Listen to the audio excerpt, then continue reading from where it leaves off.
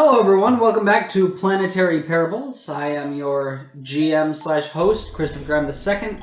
Joining us today are Jackson Kimbrough, who is playing... Gerry, the envoy. Xavier playing... Ittia, the mystic. I didn't think about for a second. And Sam Blackmar playing... Rivet, the mechanic. Alrighty. So we're going to get into it. When last we left off, our players had just finished romping around a fancy-ass nightclub called the Fusion Queen.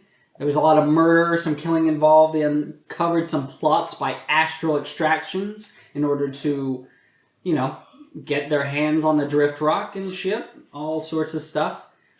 And you guys turned that over to the police and became official members of the Starfinder Society.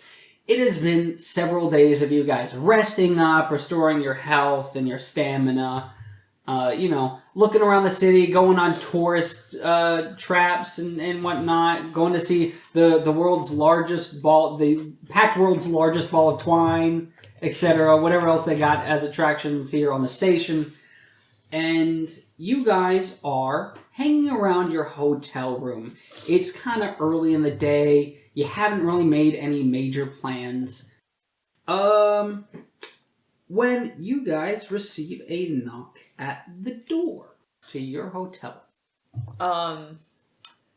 Rivet has made a hovel, a pillow fort of the side, like the couch, little pull-out couch you can have. She's made a pillow fort out of that and stolen a bunch of towels from the bathroom to make a rat's nest, because it makes her feel comfortable. Oh, yes. And she is going to pop out of the top of her pillow fort and look over. I assume this is like a 2-bedroom or 2-bed, unless y'all cuddle, which is cool. But anyway, pop over to y'all. Did one of you order room service? No. Not I. Not this time. Okay. Yeah, I was gonna say. It's the one moment in the day that he hasn't ordered fucking room Exactly. service. My response should have been like, who ordered Gerry, it this time? Gerry, your food's here. Again. But no, okay. Wouldn't be this time. Alright, well then, I guess, I'll hop out of the pillow fort, and I'll, I can't see out the peephole. I'll get up. I can't. Actually, I would assume that, in a place like this, they'd have, They have peepholes all the way down the door? Or else it's a virtual, camera thing. Oh, yeah, it actually makes way more sense. Yeah, there's I'm gonna say there's a little display next to the door. Oh, the little sure. submarine periscope thing. And I guess There's a fucking radar next to it. Yeah. I'll go ahead and get up out of bed and make sure I've got my hotel room robe on, just to be presentable. Because of course, if they have a robe, I'm gonna wear it. A hotel room robe and towel around your head. The robe is just covered in grease. It's bad. It's real bad. We're because gonna of get all the room charged. service I've ordered. There's just empty containers of food. There's a bunch of towels because of course I've ordered steam towels constantly. You look like Annie from the Misery film when she is covered in ice cream. Oh god. She has her depressive episode and she's covered in ice cream and shit like that, and she almost James Caan almost Except dies of thirst. Except you're a bug. Except you're a I'm a bug. man. I'm not holding anybody captive, and I'm having a great time. I think you're holding yourself captive. I guess Ittia is just unwrapping the last of his bandages. You've been in the hospital bed, propped up, full body cast, IV drip in the corner of the room while we did a bunch of fun shit. You still have to use a crutch to get around. Oh fuck, your exoskeleton. But anyway, so yeah, I'll definitely have my robe on to appear presentable. Okay, looking at the display, the viewing port. What would we see? You see what looks to be a courier. sitting there kind of shifting back and forth on their feet. What does the courier look like? They are tall. They are humanoid. Okay. They have dark black hair. They got this like red kind of messenger cap beret thing with like a little triangle symbol on it. Triangle symbol. Okay. Yeah, like it's like 3 triangle symbols pointing with the tips pointing to the like right. Is that a recognizable symbol? Like, do we recognize that go as ahead like? and roll culture. Okay, because I didn't know if that was supposed to be like a. Once again, I love that that's a train. Recognizing a corporate logo, I don't have the skill to do. Yeah, that feels weird. It is what it is. That is a total of 24. Try, it's not enough, man. This is the most obscure fucking. That's theory. why I'm asking. No. Because if it is, like, ooh, interesting. In retrospect, I probably shouldn't have even made you roll. It's a very well-known courier service. Courier?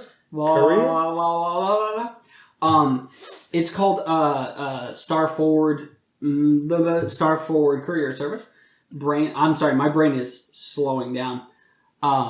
They're just, they're well known for taking messages mostly across local systems. They are set up on several planets. They don't really typically do the interplanetary traveling, but they'll deliver on the planet itself. Okay, and is that strictly like letters, or can that also be packages? I was gonna say it's really like Candygram because we have like internet and instant messaging and like radio comms. They do old traditional letters. It's that there are there's modern messaging systems and all that, but a surprising amount of people still engage in physical media. Oh, because it's like all of that stuff is like local to your area. It's not like ubiquitous like the internet. Yeah. It's okay, that's right. Well, I and forgot. also I imagine there's some degree of like, we don't want this floating around in like cyberspace. Yeah. For people to access. And there's more to messaging between planets and systems that I'm not going to get into. But there's stuff like data packets and whatnot that ships will just kind of pick up as they go along and transfer just as part of it. But anyway, people still engage in physical media, not just for because it's retro high tech. Yeah, and in some ways it is more secure than a text message that can be hacked and all that. Yeah, someone can come along and grab the letter, but they have to physically grab the letter. And so it's easier to track someone who comes and physically takes something in a place where there's typically a lot of cameras, as opposed to just hacking into a message from somewhere on Absalom Station. Okay, cool. I see no reason to distrust this, so I guess I'll open up the door. Alrighty. To the Candygram.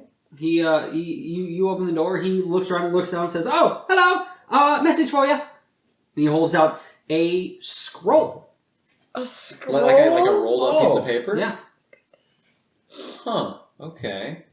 Says, "Here you go." Okay. Thank you. I'll just say, like, is that addressed to anyone in particular? It is addressed to Rivet last name, because I just realized they don't know your last name. Rivet doesn't have one. Addressed to Rivet, Ittia, and I don't know if this is Gerry or Gerry. It has this address on it. Whichever one makes you feel better. Okay. It doesn't matter to me. But literally don't care. Getting paid to give you this. Yeah. Anyway, I'm gonna go. I've got a lot of letters to deliver, and Absalom Station is quite large. Oh, okay. Well, thank you. Safe travels. You. Okay. Enjoy. Remember, Star Forward. All your delivery service needs. Thank you. Well, at least they didn't give us like the wrong mail. Oh, I'm gonna open up this old-timey scroll. I know this may be kind of dumb, but like as he's running down the hall, I'd like to look and see like what type of shoes he's wearing. Fucking Christ, guys! I can only do so much. I'm kidding. He's wearing sandals. Damn. They're red at the base, and the straps are gold, and they've got little wings right down on each side. Is that what you wanted? That's so Would you cute. now like to know where to buy them? Well, the thing is, like, that's actually better than what I could have hoped for. And Air Jordans. I'll just look at it and go, like, very fitting. They're Gordon. They are Space spelled. Gordon. Space Gordon. Space Gordons. I it's like also like very fitting. Gotta find me some of those, and then to duck back into the room. Okay. So you guys just standing around holding this fucking scroll. Okay. Well, I guess I'm gonna unravel it. Okay. So the first thing that you notice about this scroll is, first of all, it's a fucking scroll. Well, yeah, I was gonna ask. So second, and kind of almost even more exceedingly noticeable, is the fact that it is printed on black paper. As black as the void of space. Black paper. Indeed. Fancy. Reading over it, it appears to be a summons. It is a request for your company to meet with His Excellency Gevalarsk Nor, the ambassador of Eox. Eox. Indeed. Hang on. Now I gotta write all that garbage down. Go ahead.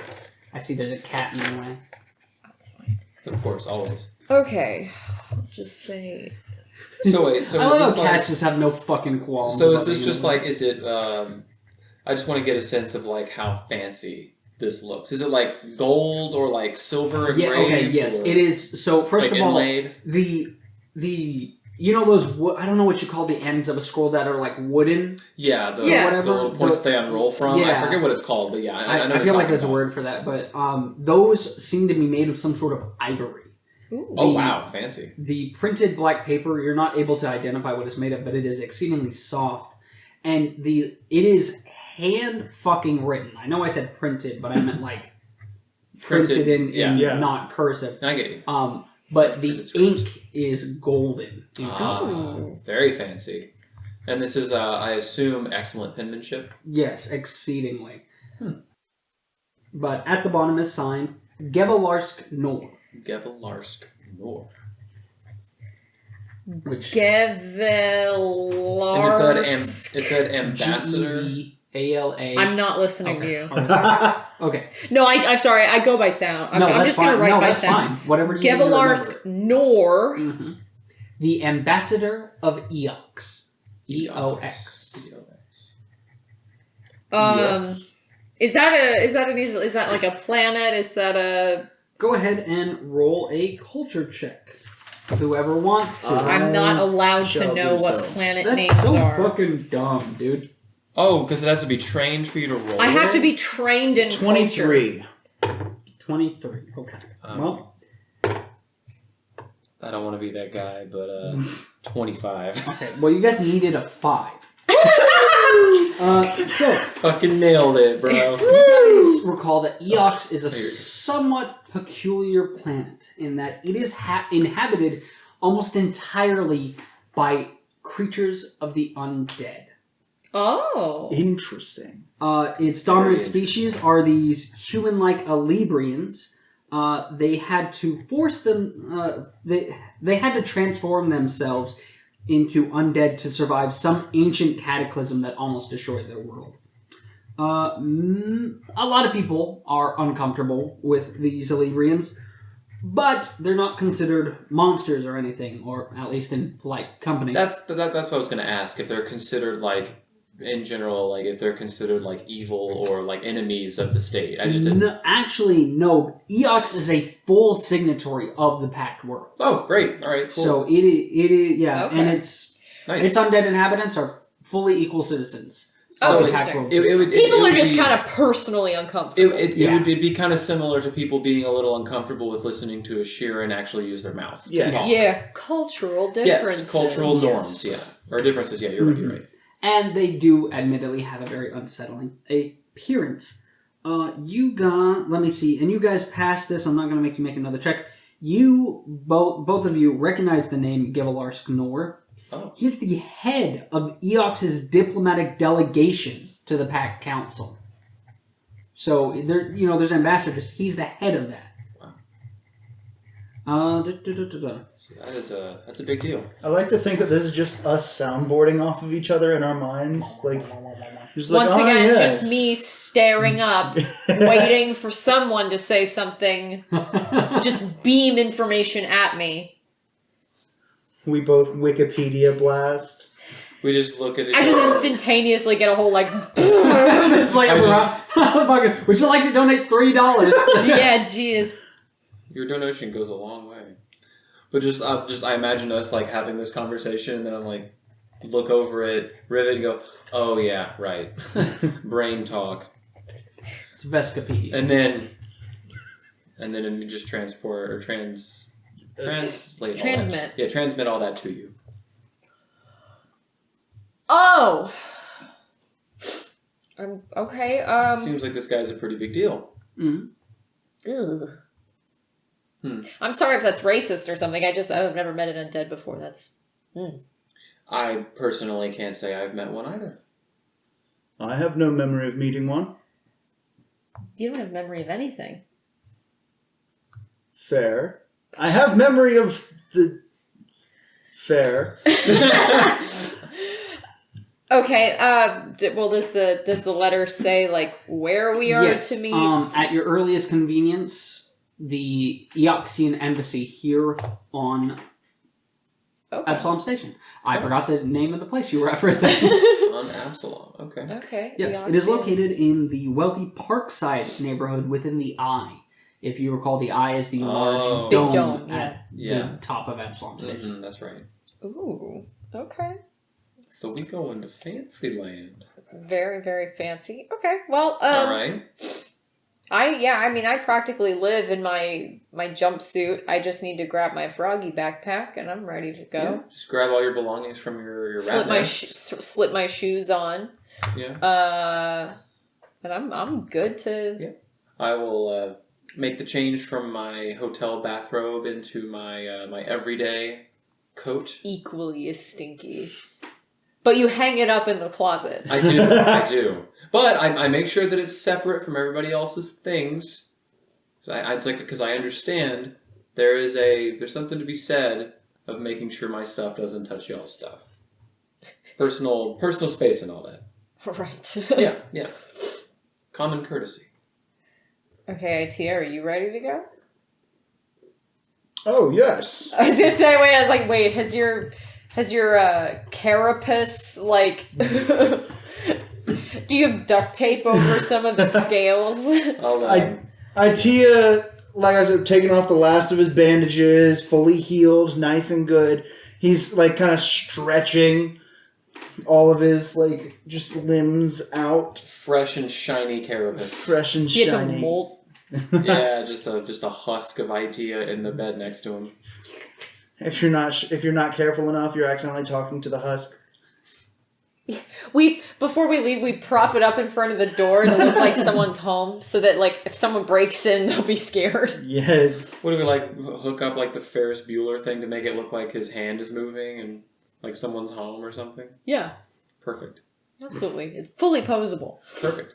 Okay, well, it sounds like we were ready to be off.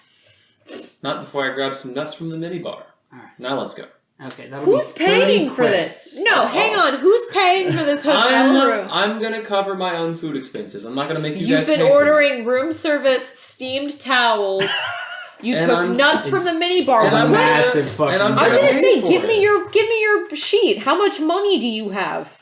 Well, we have my money. We've also got. I'm gonna do everything I can to make sure we don't take from the money we've acquired. We'll have to figure that out later. But I'm sitting on a cool 800 credits. Did I write that down? What does 800 credits look like? Is that a lot of money? Yeah, that's a decent amount. Yeah. It's a decent Don't amount of forget money. you're starting at level 1 is like 2,000 credits. Okay. That's a decent chunk of change. I mean, considering like the baddies that we've fought before, like the most we've found are like credit sticks that only have about 100 on them. Yeah, but then everyone was carrying around like 8 credit sticks. So it just sounds like anybody with the USBs in their home. They have like 3 files apiece until you lose them.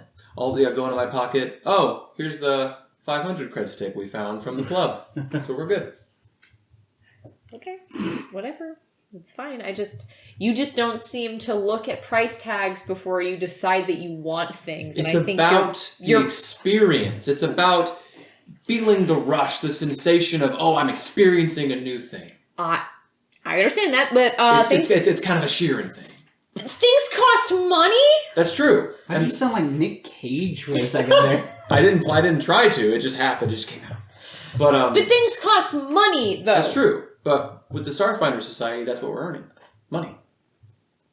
We haven't earned any money yet, though. Sure we did. We earned money at the club. That's not... Boom. I don't think taking Like money that. from the corpses that we destroyed, I don't think that counts as earning money, but I think we're splitting hairs.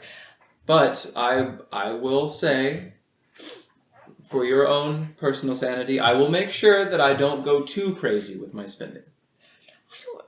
I'm not your accountant. I don't care what you do with your money. You just want something and you order it. Like there's gonna be a bill at the end of our hotel stay. But have you been keeping track? Of course. Okay. But you are correct. You raise a good point that we want to make sure we don't run out of funds. So I hear you. This is all, I assume, on the way Yes, to yes. transport. So You guys get a local taxi cab or whatever. Make your way to... Or whatever. This rich world. I feel like I established what it's called, but I forgot already. Johnny Cab. Or Johnny- like okay. a tram system. Yeah. Or something. There's a transport. Yeah. I also love the casual mentioning of murder. Well, I just I imagine said the corpses we destroyed. Yes. that doesn't help. Yeah. But that's not murder.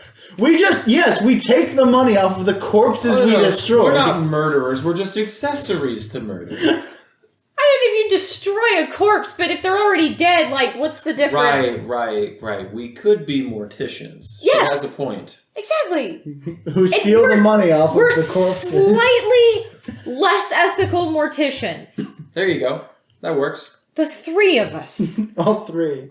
The goon squad. Okay. So you guys make your way to the Parkside neighborhood. This is an exceedingly extravagant neighborhood. Very rich people hang around here. It's very well kept. There's fucking plants here. People have lawns.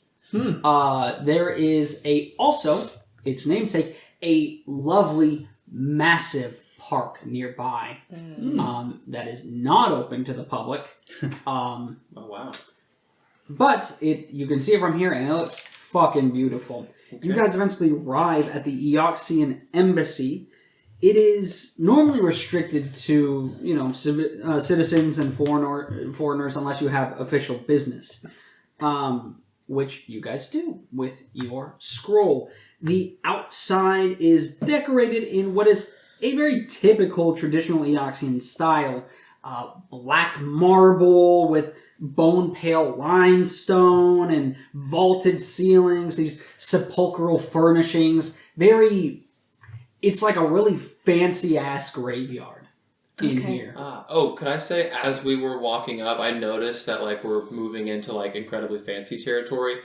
Since I have I have a hygiene kit. So maybe while we're walking there, I'd like to take the handkerchief I have in there, maybe wipe myself down, give myself a good basic cleaning to make sure that I look presentable. It should be like that praying mantis, when you see a praying mantis clean itself or something. Yes, basically that, but using handkerchiefs and a brush and stuff to really. I was literally about to comment that we have a 3-foot-tall mechanic and 2 homeless bugs walking into the richest neighborhood. Excuse you, this homeless bug. Walking into the financial district of Manhattan.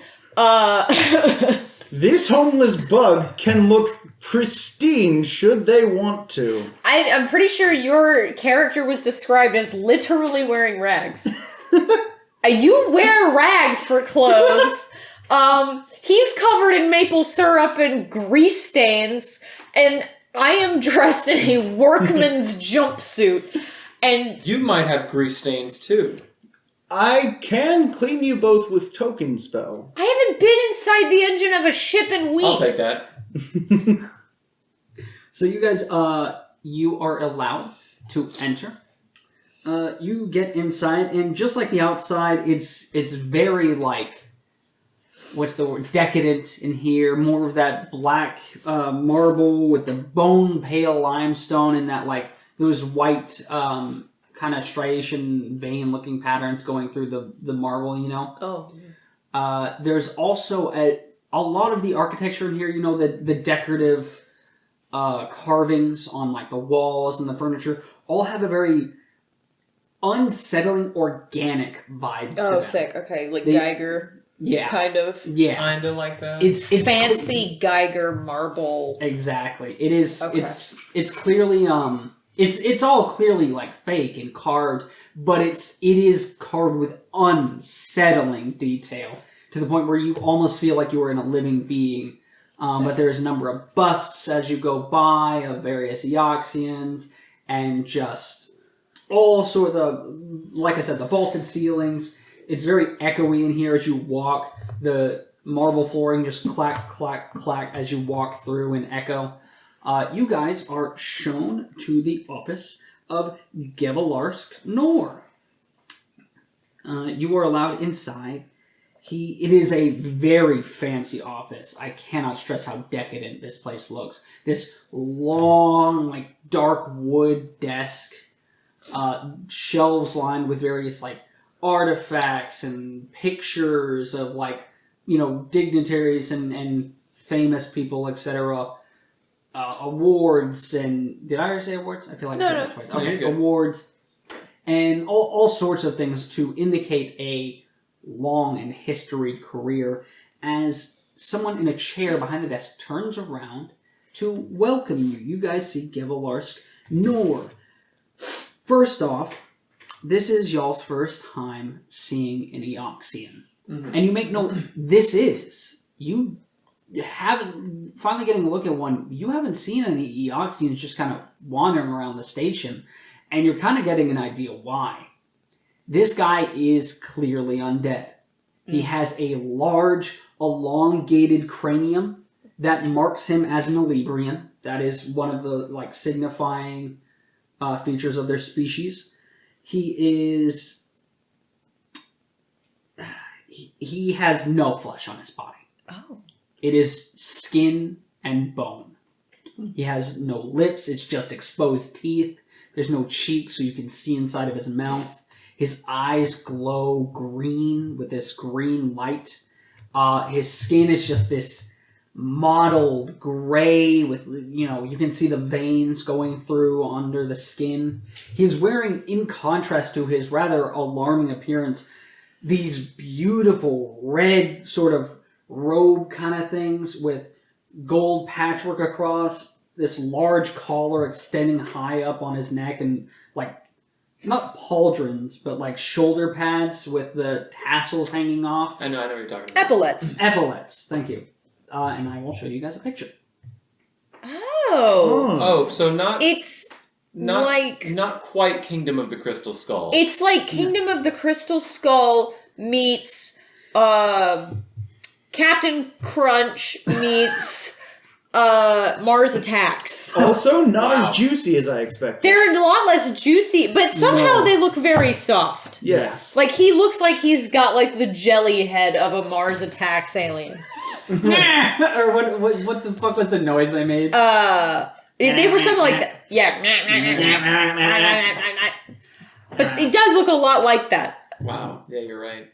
With, like, a little bit of D&D lich. Yes. Yes. Okay. Definitely some lich. Yeah, like a D&D lich Mars Attacks alien. Mm. Picture that. But you guys he turns around and gestures to the seats in front of you and bids you to come in and sit down. How tall? Or I guess he's seated. He's seated, but they are typically quite tall. Oh, very good. He waits for you guys to sit down and he says, "Thank you for agreeing to meet with me. I'm certain you're aware of the recent interest in the prospecting ship Acreon and the asteroid being referred to as the Drift Rock. And I believe you're also acquainted with the dispute between Astral Extractions and the Hardscrabble Collective over both the ship and the asteroid, yes?" Yes. Yes, quite. Mm-hmm. We were quite literally thrust into the conflict as soon as we stepped off the shuttle to Absalom, so... Well, you have my apologies for such an ill twist of fate. However, it seems you've come out the other side rather well off. Which is exactly why I have called you here today. Yes, as it is clear, I am an ambassador to the Eoxian people, and so I have offered my services as a mediator between these two scrabbling groups in hopes of finding a solution that is equitable to both sides. The first step in this, of course, is learning the specifics of the opposing claims. Reports of your recent endeavors in dealing with some of Absalom Station's most notorious gangs have led me to believe that you might be useful in this undertaking. You've clearly shown yourselves to be capable and smart and able to figure things out when not directly reporting to anyone. So, you're new to the station, and you seem to possess a wide range of skills and abilities, and, in short, you are perfectly positioned as a neutral third party that could cut through all of the red tape surrounding the issue and get to the heart of the matter. I would like you to go to the Acreon, find out precisely what happened to its crew, and ascertain the value of this asteroid cargo, as well as determine whether this drift rock is truly as mysterious as the media claims. Well, but isn't it? I mean, everything's locked down, right? I mean, but until they can come to an agreement. That was my impression. I thought no one was allowed to get near the Acreon. How are we going to get on the ship? No one. Well, normally no. However, as I said, I offered my services. Both sides have accepted my assistance and my offer of a third party. We will be allowed access to the ship and for investigative purposes. There is a quarantine zone around it, but you will be allowed through, as I said. Oh. Well, all right. Interesting. Sorry if this is a question with an obvious answer, but why specifically would you be the neutral mediator?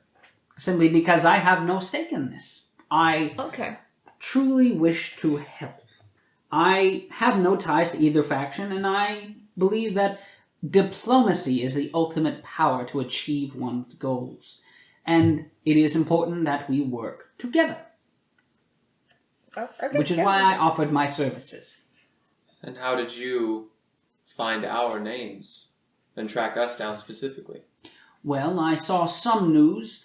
Well, first off, your names appeared in the news feeds, and I have ears around the station, as is important for someone in my position. Does he have ears? I was thinking, I'm like, does he even have them? They do not, no. Oh, awesome. Okay. I was thinking it. I'm not saying anything. Me neither. Okay, sorry. But no, it is important to keep one's ears or various hearing organs to the ground. So you appeared on my radar, and you seemed like a perfect and capable third party. As I said, you have no true stakes. You are not part of the Hardscrabble Collective. You've had no official business dealings with Astral Extractions, as far as I am aware, and as far as I can tell from what I've heard, no backrooms dealings with either. You've, of course, met with them and talked with them, but you are not members of either party. I mean, that is true. True, yeah, Yep. I mean, that is All those true. things are true. And I would like to see what is on that ship. It could be interesting. I mean... A wonderful adventure. Well, yeah. It's true. I don't think I've ever been on a ship that large. Why not? Why not? Yeah. Why not? Sure. I believe we agree to your terms. Excellent. I am glad to have your assistance in this matter. However, there is one additional detail that I'd like to ask your help with. Here he steeps his fingers and takes a breath unnecessarily and says, among its other cargo, the Acreon, as it happens, was carrying a package destined for the embassy, you see. Of course, with the ship being quarantined, the package has been undeliverable. I've been eagerly awaiting its arrival, and I'd consider it a personal favor if you could find the package and bring it to me when you return to the station. It's clearly marked, so I don't imagine it will be too difficult to find. I don't see... How big is it? Oh, it's quite large, I assure you. But there should be equipment on there to allow you to load it on the ship you will have. Wait. You have cargo on the ship. Yes. But it's just the drift rock that's the mystery. So Indeed. So there's just like normal groups of people just all of their stuff is in quarantine on the ship because of the rock? Yes, if there are others who had used the ship to collect cargo, then unfortunately, most likely, yes, it is still locked away aboard the ship. I am unsure if anyone else used them as a form of courier service, but that is the unfortunate nature of it. And while, yes, I have my reaching powers, I do not have the ability to simply walk onto the ship and collect my cargo. Do you... No, go ahead. Do you know that the cargo is there and okay? Because the crew had disappeared. We don't know what happened. Yes, as far as I know, the ship is intact. I have received word that my delivery was picked up from its original what is that word? From its shipping facility, I guess. Oh, sure. Yeah, the package tracking is stuck outside Absalom. Yes, I can literally, it's like 2 stops away. It's been like that for like a month. I've been checking it every so often, and it's still there. I keep getting emails that say my package is out for delivery, and I'm like, yes, I know where it is. And I can't just walk over and get it. Oh my god, if this isn't my literal life, where I'm watching something just sit at the post, it's like, I could just go get it, but no, you're not allowed to, and it's like, whew. Oh. I understand his fury. Well, if you agree to do so, first off, I apologize, I forgot to mention this. You're simply for taking up the task of investigating the ship, you will receive 600 credits apiece. However, if you are able to locate my package, it'll be an additional 500 credits apiece to each of you. Oh, wow, okay. Very interesting. I certainly won't say no to that kind of money, and... Definitely not. At the very least, we will try. Oh, well, excellent. Well, then, in that case, I'm going to send along some assistance with you. You are certainly capable people, as I've stated. However, it's always wise to be careful, and so I'm sending along someone to ensure your safety and the safety of my cargo. You may come in now. A side door opens, and you see a Yosoki enter the room. Small, white fur. MaKayla, please describe your character. So you see, playing on her phone, one earbud in, a little white Yosoki. She has clipped notches out of her right ear. Okay. Kind of like in like a little jagged shape, like she almost did it herself. She has red eyes and a pink nose. Okay. Her second skin is black with green and blue piping all over it. Very techno, rave kind of looking. She has a yellow backpack, which she has tried to color black in as many spots as possible, with a pin with a Yosoki on it.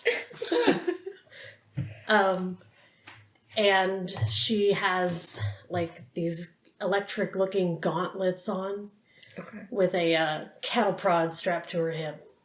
Okay. And a gun strapped to her thigh. And looks mostly annoyed as she stands there and just plays on her phone. Awesome. Okay. Please introduce yourself. I'm Cass. Anything else? Yes, these are the ones that you are to accompany to Great. retrieve my package, as agreed upon. She is going to assist you in this matter, as I said. I hope that you will have a jolly cooperation between one another. Okay. He looks over at you. Yeah. It's hard to read an expression on a Eoxian face, but there's clearly like an annoyance in Yeah. there. Because there's no like eyes to squint. There's no brows to There's- furrow. Well, it's like there's skin on the skull, so you can see kind of like a leathery pulling of a It's like vague someone. It's expression. like trying to watch someone with Botox in their face, like get angry. Yeah. Right, that makes sense. Great. Okay, well, I guess not that like Yosoki are rare to see out and about. We're literally everywhere. But I will come over and I'll give you a sniff. That shouldn't have made me laugh. But not in like a weird way, in like a normal way. Hey, baby, you come here often? No, yeah.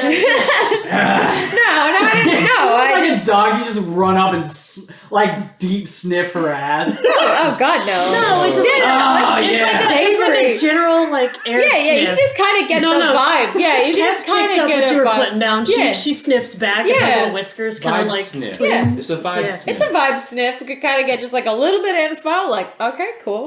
Sick. Nice to meet you. Very well. Ittia just projects into your head. Greetings! She does like finger guns. I'm like, oh yeah, welcome to the merry band. But just one hand finger gun. She's got a phone on the other that she will not look up from. How's it going? Okay, so formal introductions. I'm Rivet. I'm a mechanic. I'm new to space and everywhere. This is Ittia. I am also new to everything. I promise they're not homeless. They just don't have any memory, and they're very, very extroverted. We'll leave it at that for now. And this is Gerry. Are you Gerry today? Yes. Okay, well, this is Gerry today. Sometimes Gerry, depending on his mood. It's a Sheeran thing. You get used to it. This is Gerry today. Don't mind the grease and the maple syrup. He just... Looks great. Yeah. Needs a bath. Oh, I thought we cleaned you. I thought so too. Yes, we And cleaned you. he's kind of clean. He's kind of clean. but As You clean have as a I little can be. schmutz on your... you can see, like, the Mandibles. stains. Like, it's not, I tried to clean it. I'm it's not sorry. an I'm sorry. OxyClean. No, Are they token spell mandibles? is Is that like what they're genuinely called? clean. Yeah, it's your kind little, of your like little mouth things. they kind of have like little You- they're kind of like little yeah. teeth down the neck. You got a kinda. little something like right there. I thought I got it. I'm wing. sorry about that. Chicken wing in the craw. It's just Literally like falling a whole out. ass uneaten chicken meat stuck in one of the fucking like little like mouth tooth legs. Just like- Saving it for later. Just like to myself, I wonder where that went. And Yeah. just kind of like Like Dracula Dead loving it when he's like comes up from the ground. He's like, Yeah. yes, I must have dropped that. And there's a cricket leg sticking out of his mouth, like squirming for its life. yeah. It was a very particular reference. But yes, this is Gerry. He's usually covered in food and grease, and he's very, very impulsive. But that's just how he is, and he spends his own money, and we've had a conversation about it. So, just don't worry about him. Cool. Awesome. Sounds great. Yes, so here we are. I guess we're just going to get acquainted while we go and check out this Acreon. When do we start? The ship will be ready by tomorrow. I have already received permission from the station security to send an exploratory team to the Acreon, so I have arranged for you to use one of the station's shuttles for transport as soon as it's ready, which will be sometime tomorrow morning. You will also please take this along, and he pulls out a drone, a camera drone, and hands it to you. It's small, but it unfolds when ready to use. This will be to monitor you and record your expedition to ensure that both sides have full access to this exploratory mission and any evidence you may find along the way. No, This is to provide an objective record of sorts. makes sense. It helps me as a foundation for mediating with both sides. You don't have to do anything with it. Once it is aboard the Acreon, it should automatically activate and follow you along. And simply observe. It will hopefully, should there be any danger, stay out of the way. However, it will also not aid you in any way. That makes sense. I would recommend you explore the Acreon first. However, it is up to you which order you go in, but it is imperative that you find out what has happened to the ship's crew, if there is any trace of them left, before you fully begin exploring the drift rock.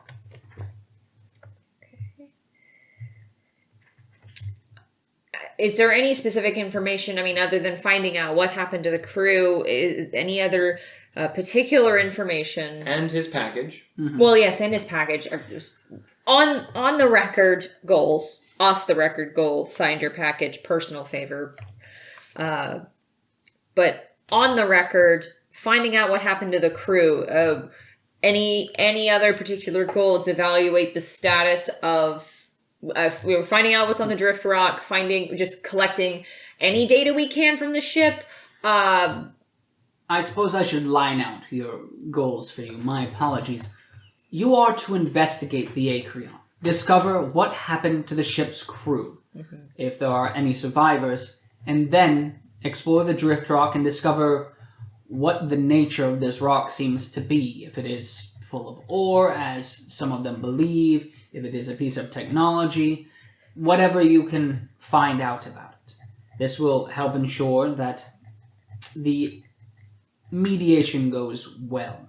It will please the Hardscrabble Collective to know what happened to their fellow Hardscrabble members, and Astral Extractions will be pleased to finally discover what the value of this drift rock is.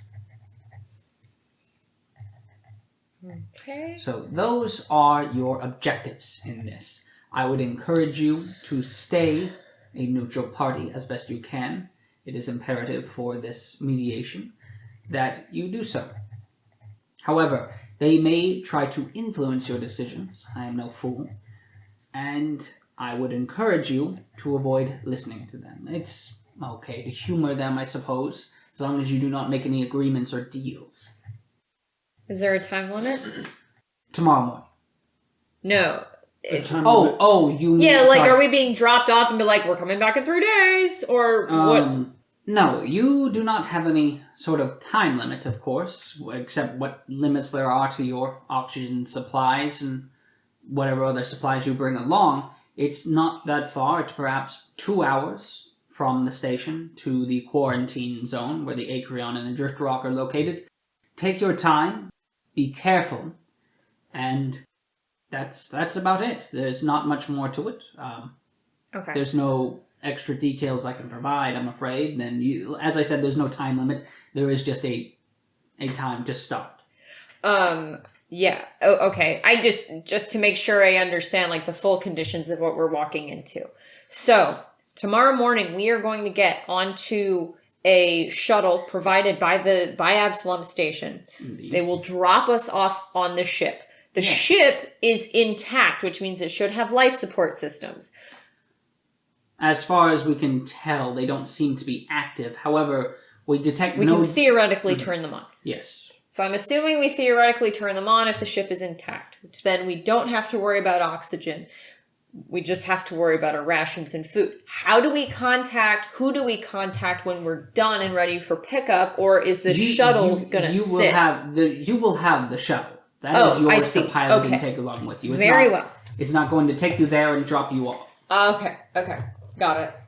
All right, so then we have a... I do not expect it should take you more than a day of searching along and investigating.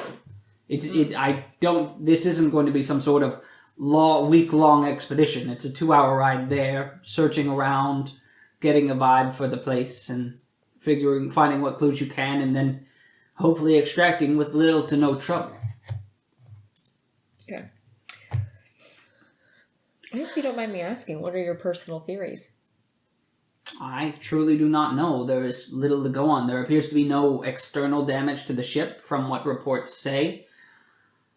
I can only presume perhaps some sort of internal squabble or sabotage. Who knows?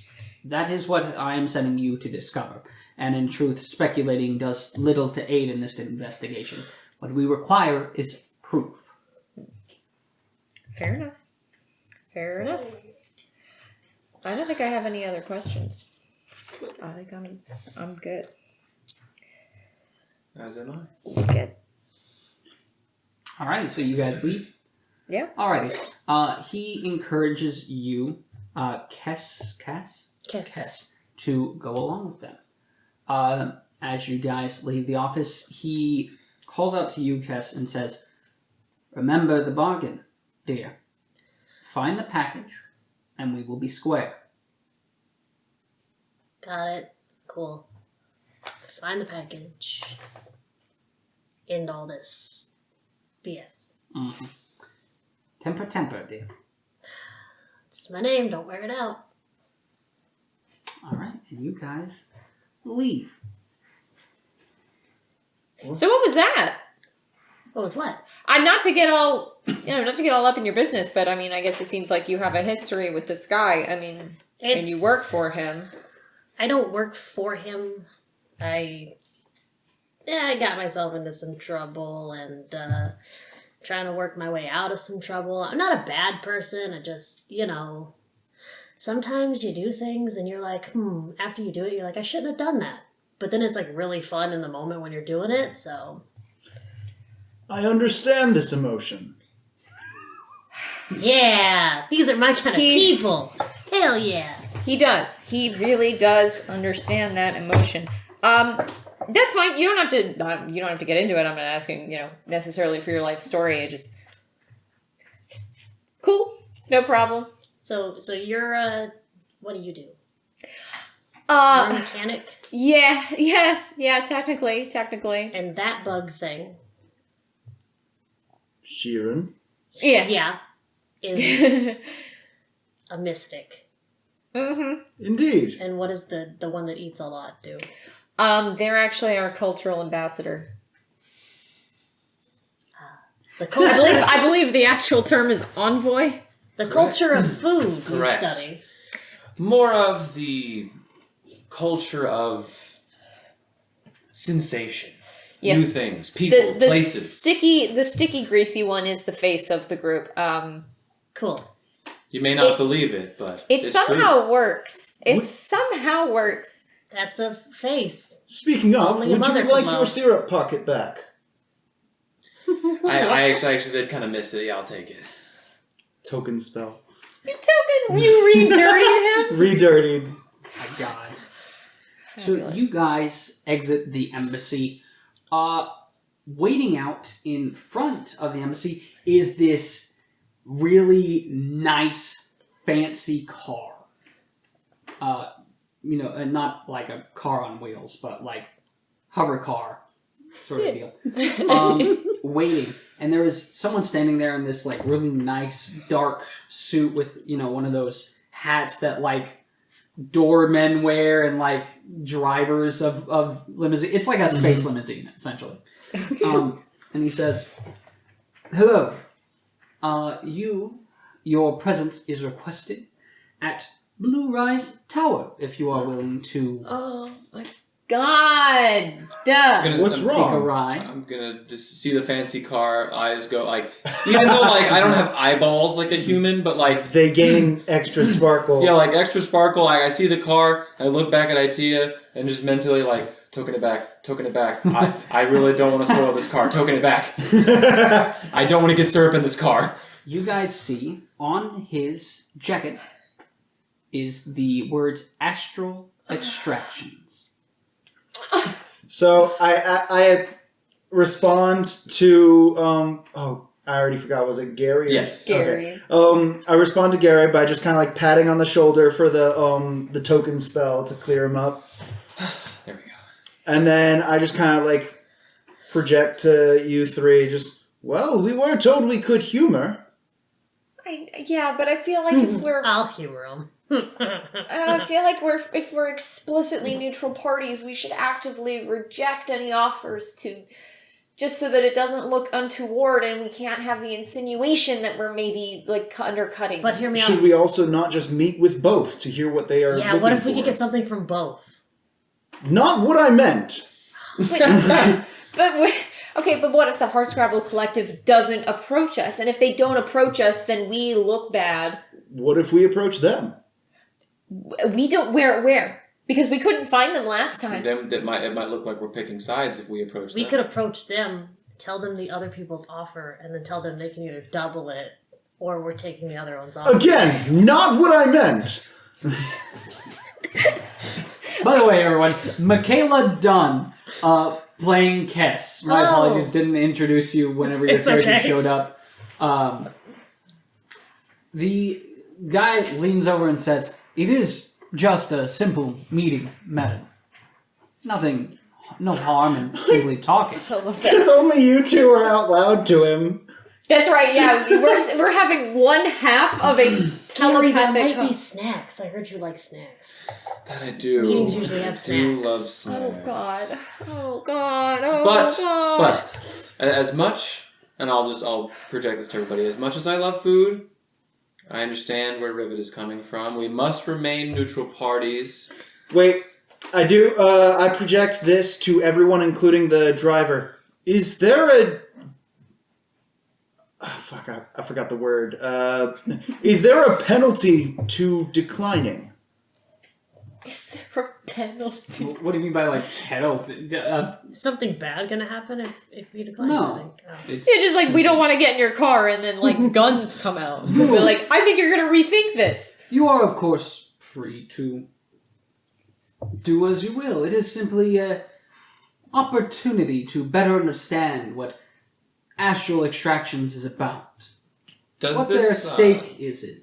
Does this guy seem like nefarious or like sinister? Go ahead and give me a sense motive check. You got it. Okay. And that is a... If I can do math, 19. Why'd you roll a d6 with I have as an envoy, I get expertise in sense motive, so I can add a d6 to the roll. Right. So how much? 19 total. This guy is very hard to read. He's clearly, like, been... English butler. Yeah, he's very English butler. He's trained to show as little emotion as possible. He does appear to be trying to persuade you, and he does seem a bit eager to get you into the vehicle. There's nothing menacing about him. It's an eagerness to get us in the car, not for evil, but for like, hey, I'm on a schedule. Yeah, a little bit. It's kind of how it appears. Okay. Mm-hmm. He also does seem like he is trying to get you guys to go along. I just sort of transmit to everybody. It's like he doesn't seem nefarious. I think it's just a ride. I mean, it's either we get a ride there or we walk there, or a different ride, and we have a ride right here. Ah, fine. Fine, we'll go. Ha-ha! To the limousine! So you put your hand on the door, Rivet. The moment you do, there's a flash of light as this group of paparazzi pop around the corner. No, I'm fucking with you. I tried to do that as little as possible, but I just couldn't resist. Okay, so you guys take a ride to Blue Rise Tower, the corporate headquarters of Astral Extractions. You guys...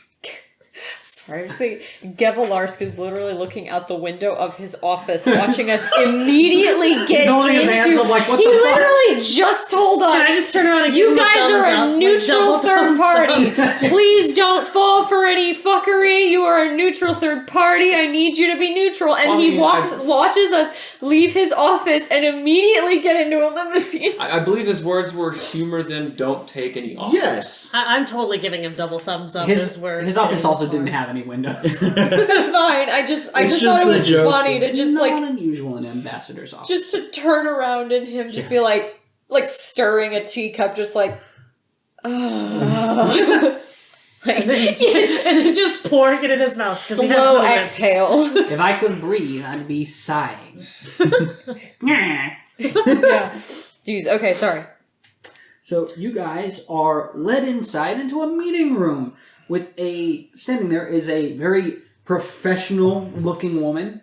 She is a Lashunta. She's got this nice sort of blue pantsuit. They've got the tentacles. They've got the antenna, right? Yes. Yes. Okay. Yes, they are kind of slightly green skin, humanoid. The biggest feature is not only their green skin, but their small antennae. Like that one alien chick from Guardians of the Galaxy. Kind of. Mhm. Yeah. Okay. Kind of like that. And they are also telepathic. That's right. So she says, Hello, welcome to Blue Spire Tower. It is a Blue Rise Tower, my apologies. Blue Rise Tower, it is a pleasure to have you visit us today. We simply called you here so you could get an idea of what Astral Extractions is all about and our personal stake in this. Please, sit down.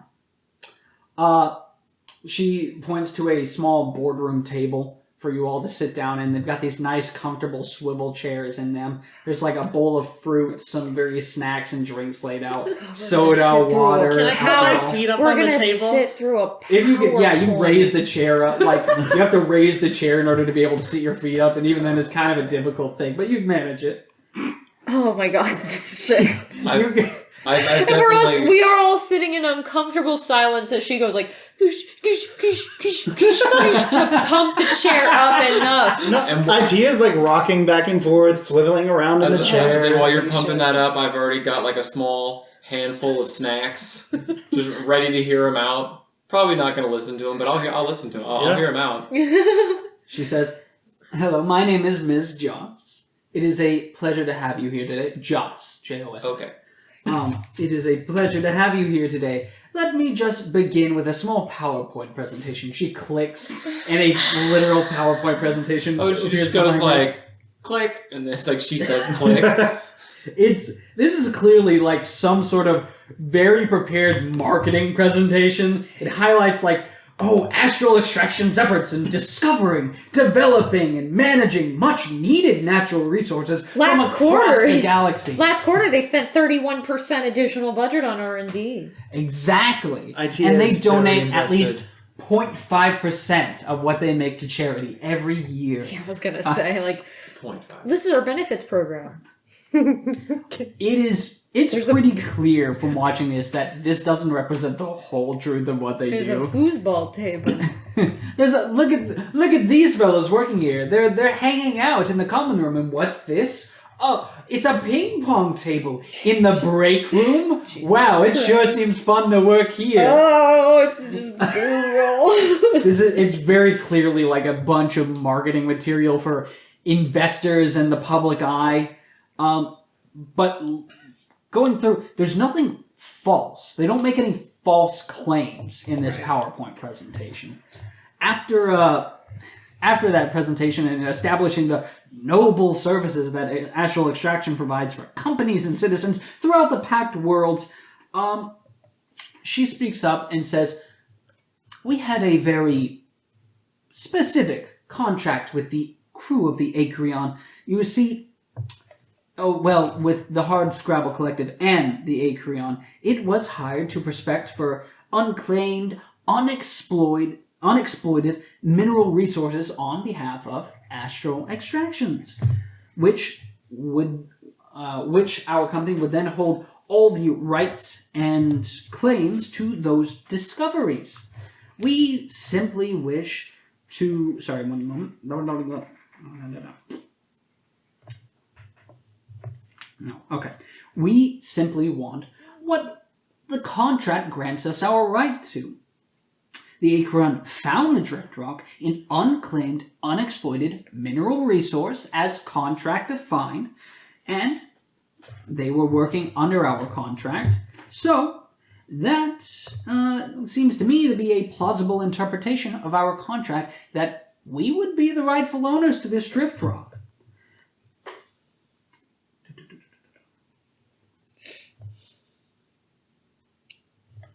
Okay. You guys scan over the because she provides sort of like Okay, I was gonna ask. Yeah, she does provide some paper handouts of the contract.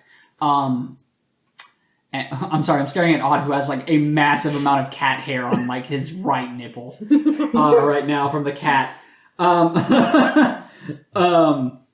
Looking over technically that is, as she said, it's a plausible interpretation that they would have a right to the Drift Rock, but it's also evident in this contract that it's kind of assumed that the Acreon's crew would just identify sites for future development by the company. It's not really clear in the terms of the contract how that might apply to a more portable resource like the Drift Rock. So In any case, she says, I'm not. I just wish to ask you to please be careful in considering the merits of our claims and to keep open minds while investigating the ship and this asteroid. We will, of course, accept whatever the results are of Ambassador Noor's mediation, but the company is always interested in hiring competent freelancers for a variety of tasks, and you could potentially find lucrative employment opportunities in the future, should certain findings support Astral Extraction's claims. Oh, please, can we pull up another PowerPoint about your 401k plan? I'm dying to hear it. Well, independent contractors do not have access to the 401k system. Bingo! Okay. However, please, just keep an open mind. That is our job. That's funny. That is all she has for you. So you guys are allowed to leave. Can I take a bunch of snacks and like stuff them in my Please backpack? take as many as you wish. I'm literally like, I'm right there with you. I'm like, Alright, oh shoot, you're just like, yeah. like changing between eating No, and I mean, stuff you in know, your I got pocket. cheek pouches. Let's go. I can fit Yeah. a cubic foot. I think I... You guys are all just like fucking carrying out a whole fucking snack and you're like, good day, madam. I'm good day. I don't even say that. I'm just chewing food. Good day, madam, because I don't talk with my mouth. I can just project like, Yeah, I good can day. store a cubic feet Chewing like Chex Mix items and strawberries. or whatever weighing the one heck. bulk Hold in on. my cheek pouches. Do they Oh, have like... Can I just bowl? grab the Yes. bowl? I put the whole Sure. bowl in the side of my mouth. You can carry Like a bulk, like you can carry the equivalent bulk of a spacesuit in your head. Yeah, I walk around like I'm just gonna put it in my backpack. Ed, thanks. Eddie with a jawbreaker in my mouth. Yeah, literally, it's like I'm sitting here looking like a mass-produced tent has one bulk. You can fit But an it has to entire fit. tent. It has to fit in a cubic foot. Right, but it's like you can fit an entire foot just in your Because bulk is weight, right. not size. But I mean, still, a cubic foot. I mean, that's 1 foot by 1 foot by 1 foot. Yeah. That's actually a rather large space. That's I mean, like the that size is- of you. that actually is. You can fit in your cheek. That is actually like you said, the Ed and Eddie jawbreaker bit. Yeah. It's literally that. Yeah. But absolutely, it's like we're all just gonna do Yeah, that. I'm gonna take as many And snacks. while we're doing that, I'm just projecting into Kess's head like you're gonna fit in great. Welcome to the team. As we're just So you guys shuffling snacks. exit Blue Spire. Where are you guys going from here? Well. Oh my god, he's covered in hair. Oh yeah, I'm. Wow. Also, I probably paid as much attention to that presentation as my character did. Yeah, nobody did. I mean, it's Oh, I was normal. totally taking pictures and like doodling faces and like posting them to like so various social. Spacegram. No, what is it? Like a Oh, like it a was like a- a like a I think it was Astrogram. no like a Astrogram. Snapchat. What would Snapchat be? Fucking drift chat. Yeah, drift chat. I'm Star like Chat. yeah, Star Chat. Star chat. I'm like taking Fine. pictures and posting it to Star Chat of like drawing mustaches on her and like God. devil ears and just Oh, having good. Star Well- chatting my friends. Perfect. Jesus Christ. All right, yeah. Just gonna have like, and then I'll have like my phone, just like an arm full of snacks. You with an arm full of snacks behind me. Rivet's like cheek pouch just filled to the brim with snacks, and just like the selfie of all of us just been like loaded up on snacks, baby. Let's go. Ittia literally just took the bowl. And then just posted that, and Got a I'm nice snack waiting. for I'm later. waiting on my obligatory like from Chiskisk. Like, Yes, got it. Did you tag me? Make sure you tag me. Oh, absolutely. paperwork. I'm sorry. I'm writing down what you said here. You're good. And remember, we don't get a 401k because we'd be independent contractors. Remember that. Yeah, sure. I just love the. And There it is. Bingo, there it is. Yeah, independent contractor. Oh wow, it's incredible. Such an opportunity. You might find some lucrative business opportunities as an independent contractor. Like, oh, let me guess, no health insurance and no 401k. That's amazing. Well, you see, all you need to do is find others. Yeah. You become an independent contractor of astral extractions. Actually, a subsidiary company called Forward Facing Solutions Co-Limited.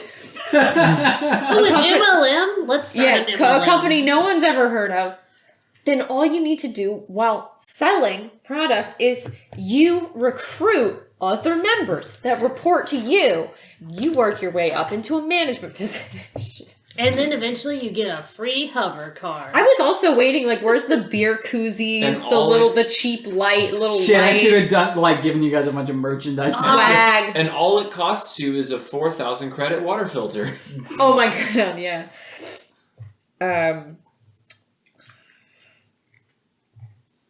Kess has gotta, like, find a pen so she can try to finish coloring in her backpack.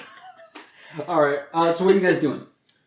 Well, we've officially met up with Astral Extractions. I'm assuming there is no, like, run-of-the-mill taxi to take us to Hardscrabble Collective. No. I didn't think so. Yeah, like, they just have a physical address. But, and they're just here. it's funny you say that. You guys suddenly get a message from someone. Oh, you get a DM on Astrogram. Astrogram. You suddenly, like, a bunch of your pictures get liked by one Otal Sarisi, and they you get a message from them saying, "It's not too much trouble. Would love to have you aboard my ship for a quick powwow." As long as we don't have to sit on the I've floor. been looking at your And we pictures get and I fancy really chair. like your vibe. I was wondering. I was wondering if we could hang out and chill. It's called it's called the Dust Runner. No risk, but would love it to be ASAP. Not trying to be a creep. Winky face. See you Holy soon? shit. Question mark. We should do it. Otal Sarisi. He signed He us out signed it? DM. Oh no! That's amazing. Fucking clap. Sorry. That's great. Holy crap. Uh, I'm absolutely showing this to everybody. Ooh, we should do that. Just That like, looks fun. look at this. Just like show Rivet and everybody the message like, what? You're just gonna go on a stranger's ship? Yes. You don't just go on strangers' ships? No. I thought that was your job as a mechanic. You'd go on the ship that you He's didn't not. know. Yeah, when they pay me. Is there a way to tell if this is like spam? Can I see if he's got spam? Oh, he's got plenty of spam. This No, doesn't- this I one. was- No, I know. Say, like, I'm saying so he's many got plenty of messages. spam. I'm Like a the- huge like a fan. canned I'm a ham? huge fan of the canned meat product. Yes. Yeah. Huge fan. No. It's called Safam in this world.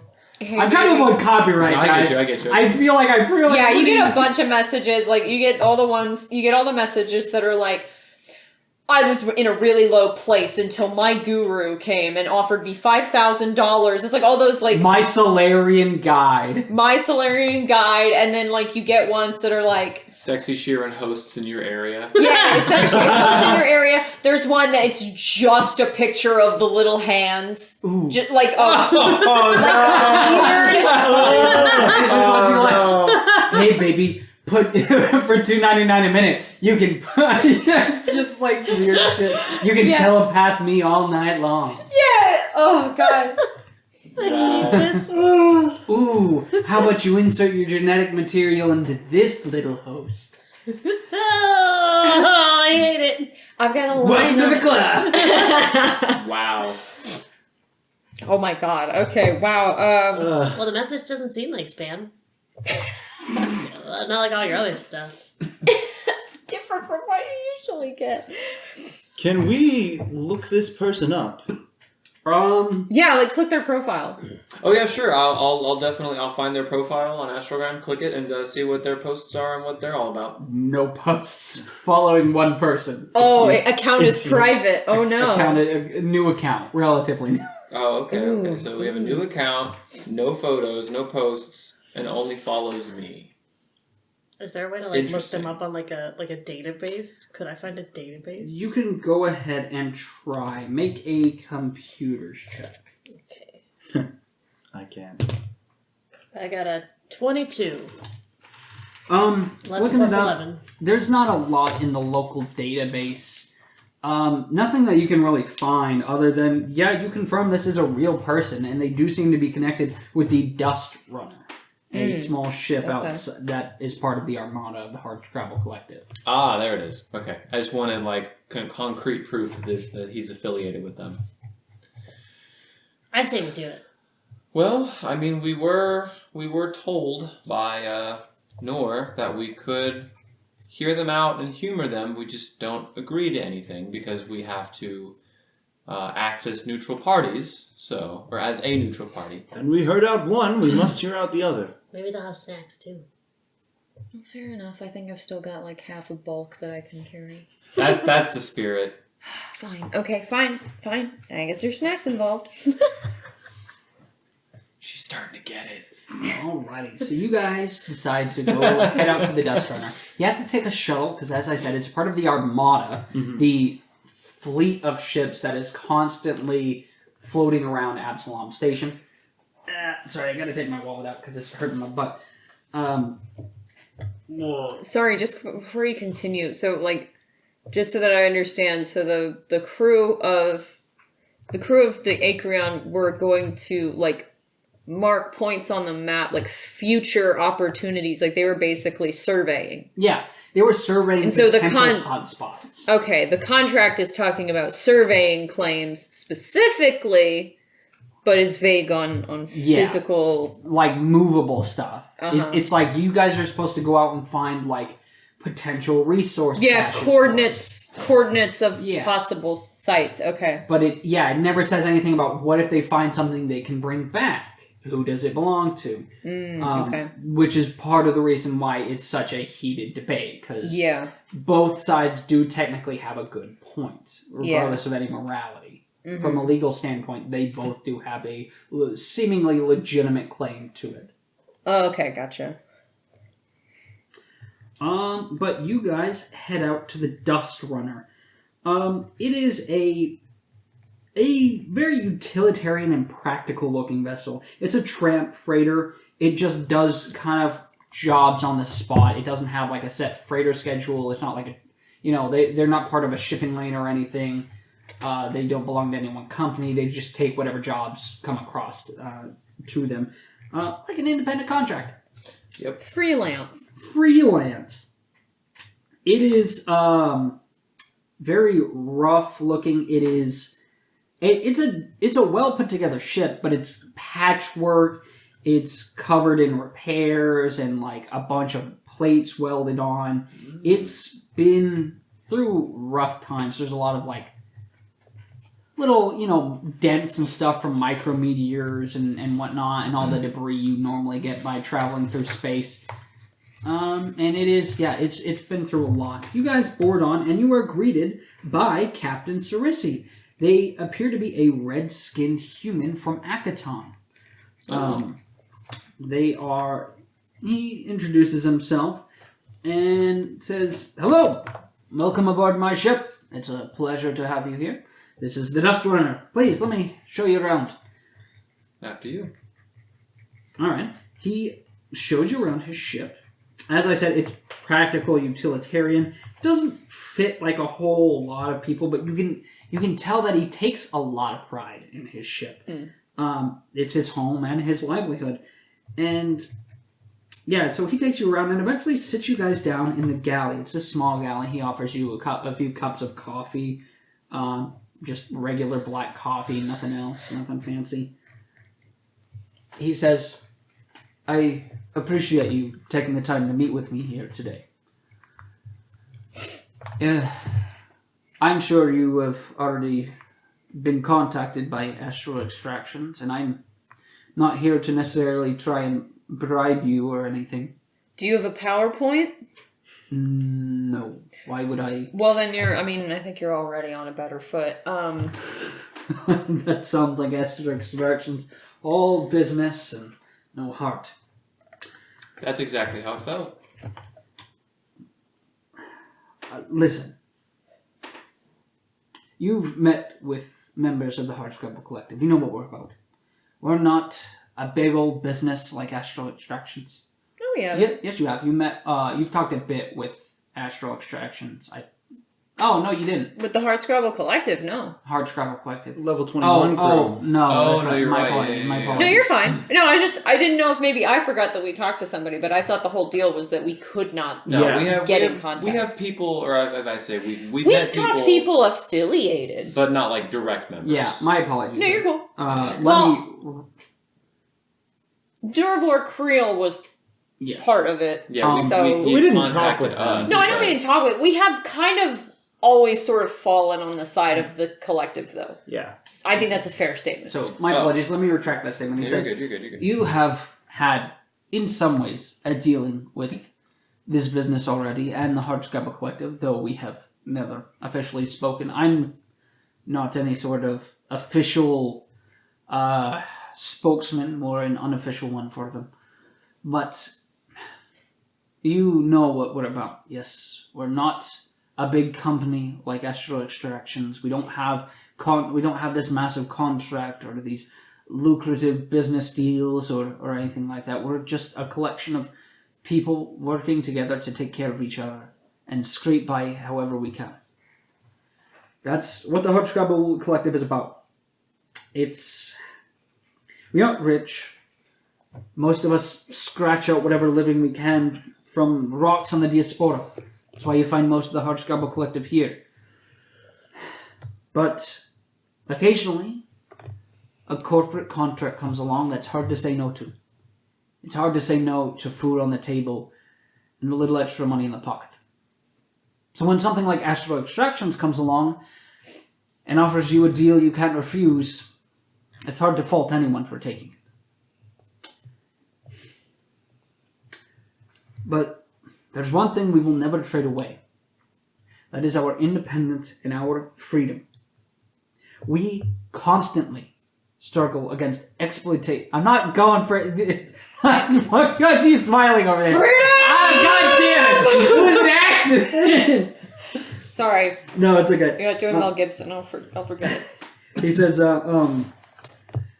we are constantly trying to be exploited and taken over by corporate overlords. We're not, like I said, we're not some big company. We don't have a bunch of fancy lawyers. All we have are each other.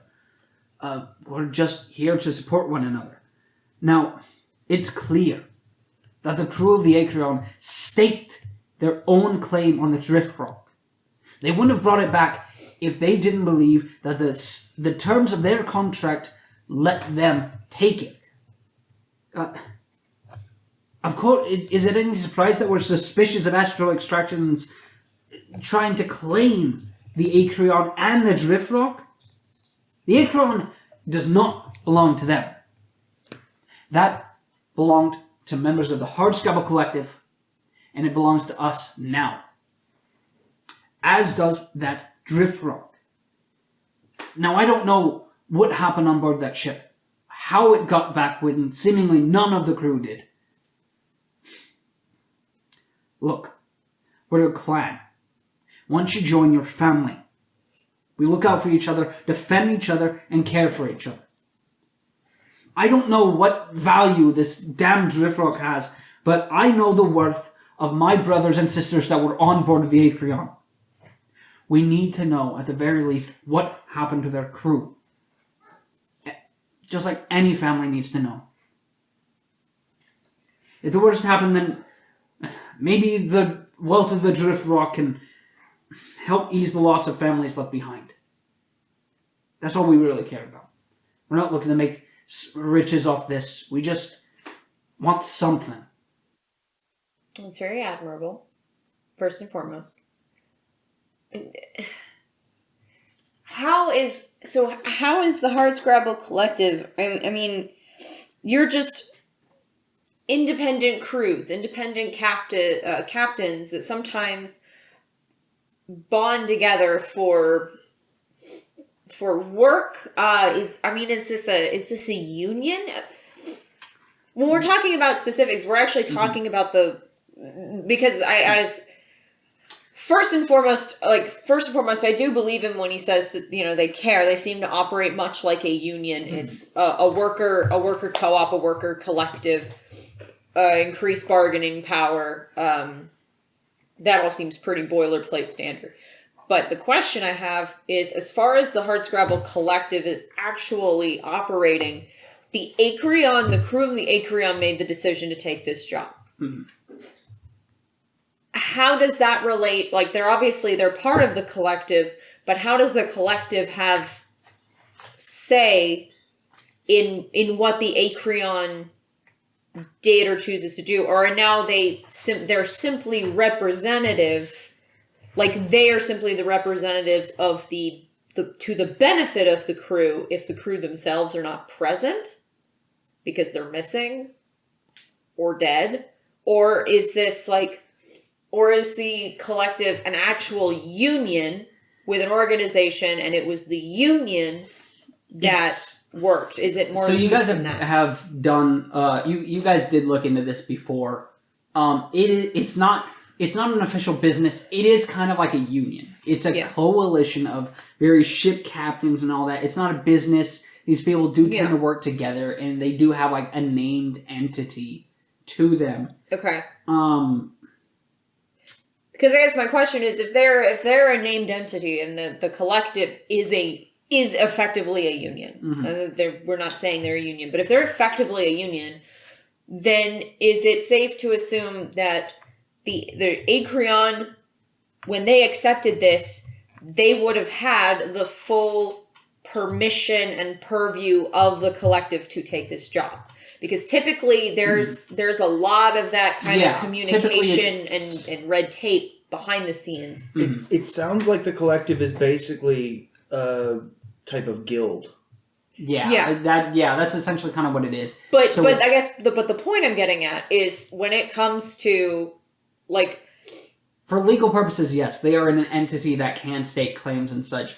They are banded together. When a contract comes in, they kind of will talk about it, and like, sometimes ships will be contacted directly, and they'll get permission from the Hardscrabble to go off and take this contract. It is functionally a union. Yeah. Okay. Because for the sake of ease, we'll call it. It's because if it was just like a loose collection of ship captains, then then there is like, morally, ethically, I definitely see, like, on behalf of the crew and like representing the crew's interests, I think that's great. But if it was the Acreon that made the deal with Astro Extractions, then how did the Hardscrabble Collective even get involved?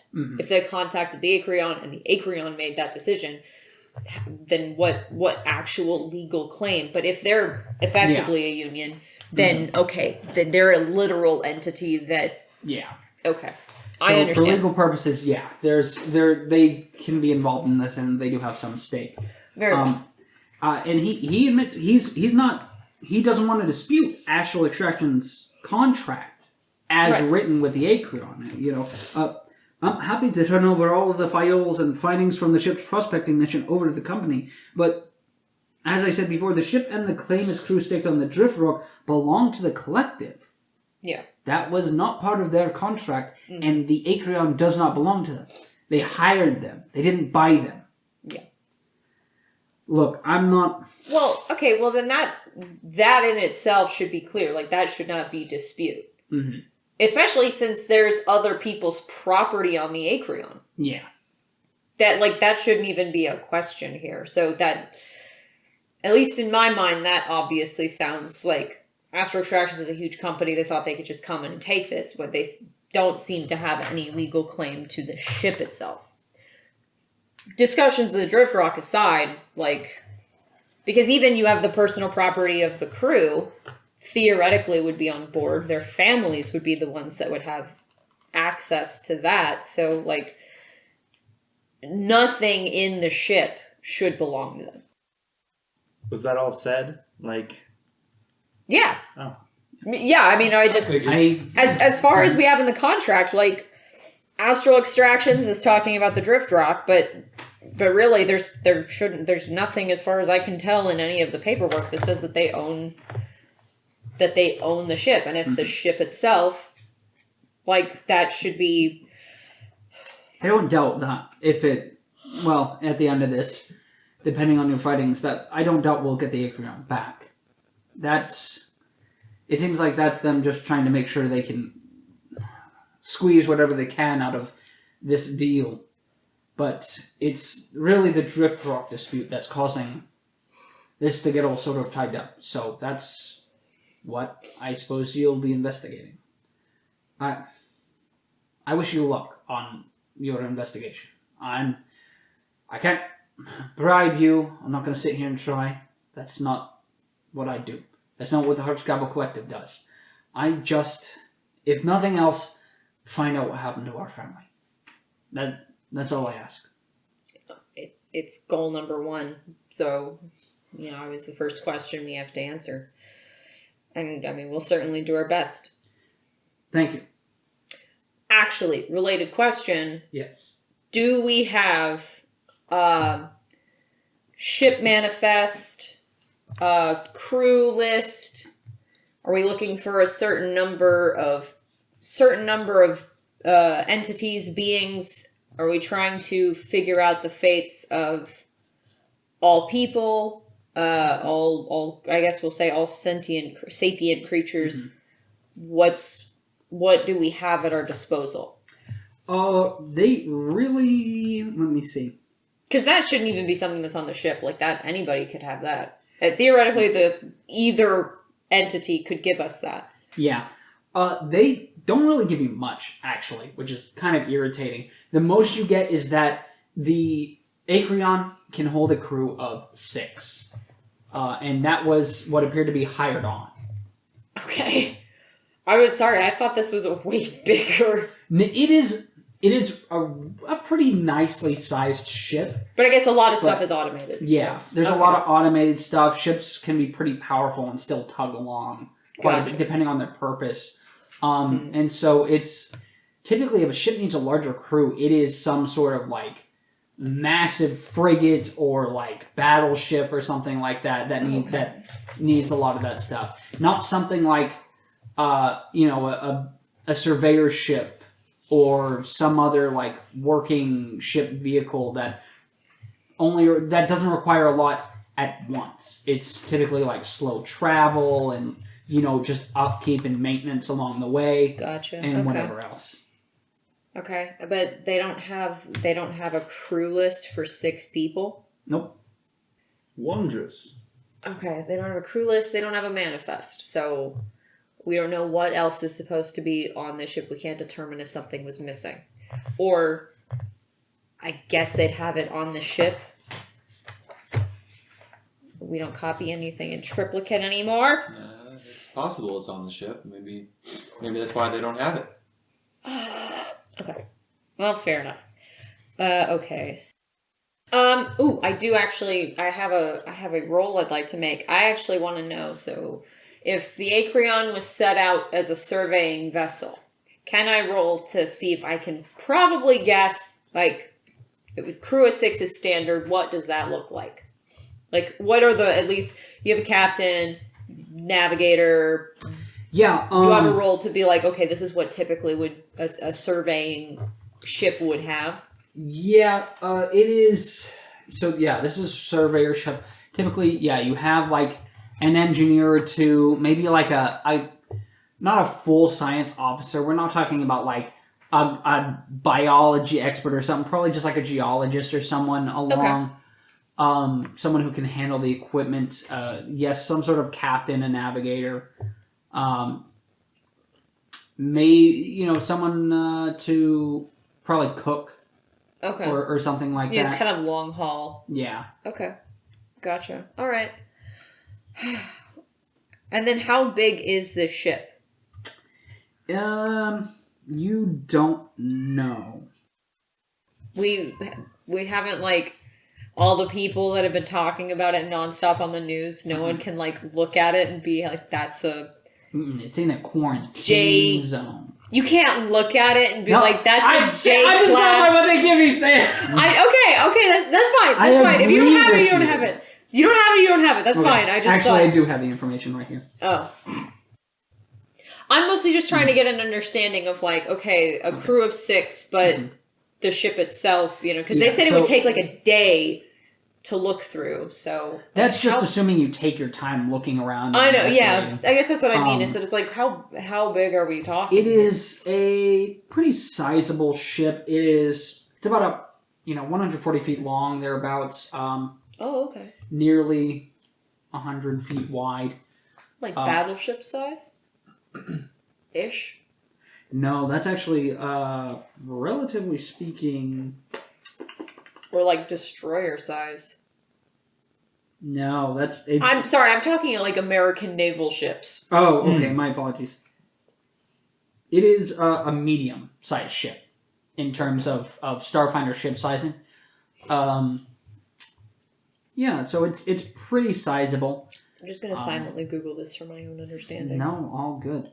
So, you get the size. It's a medium ship, so it's decently sized. Crew complement of 6 needs enough for like storage and sleeping space and all these other things and cargo.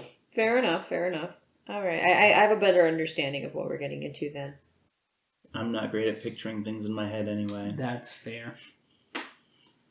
That's the only reason that I never think to ask these questions. You guys are taken back to Absalom Station. Are y'all doing anything tonight? You have until the morning before you take off.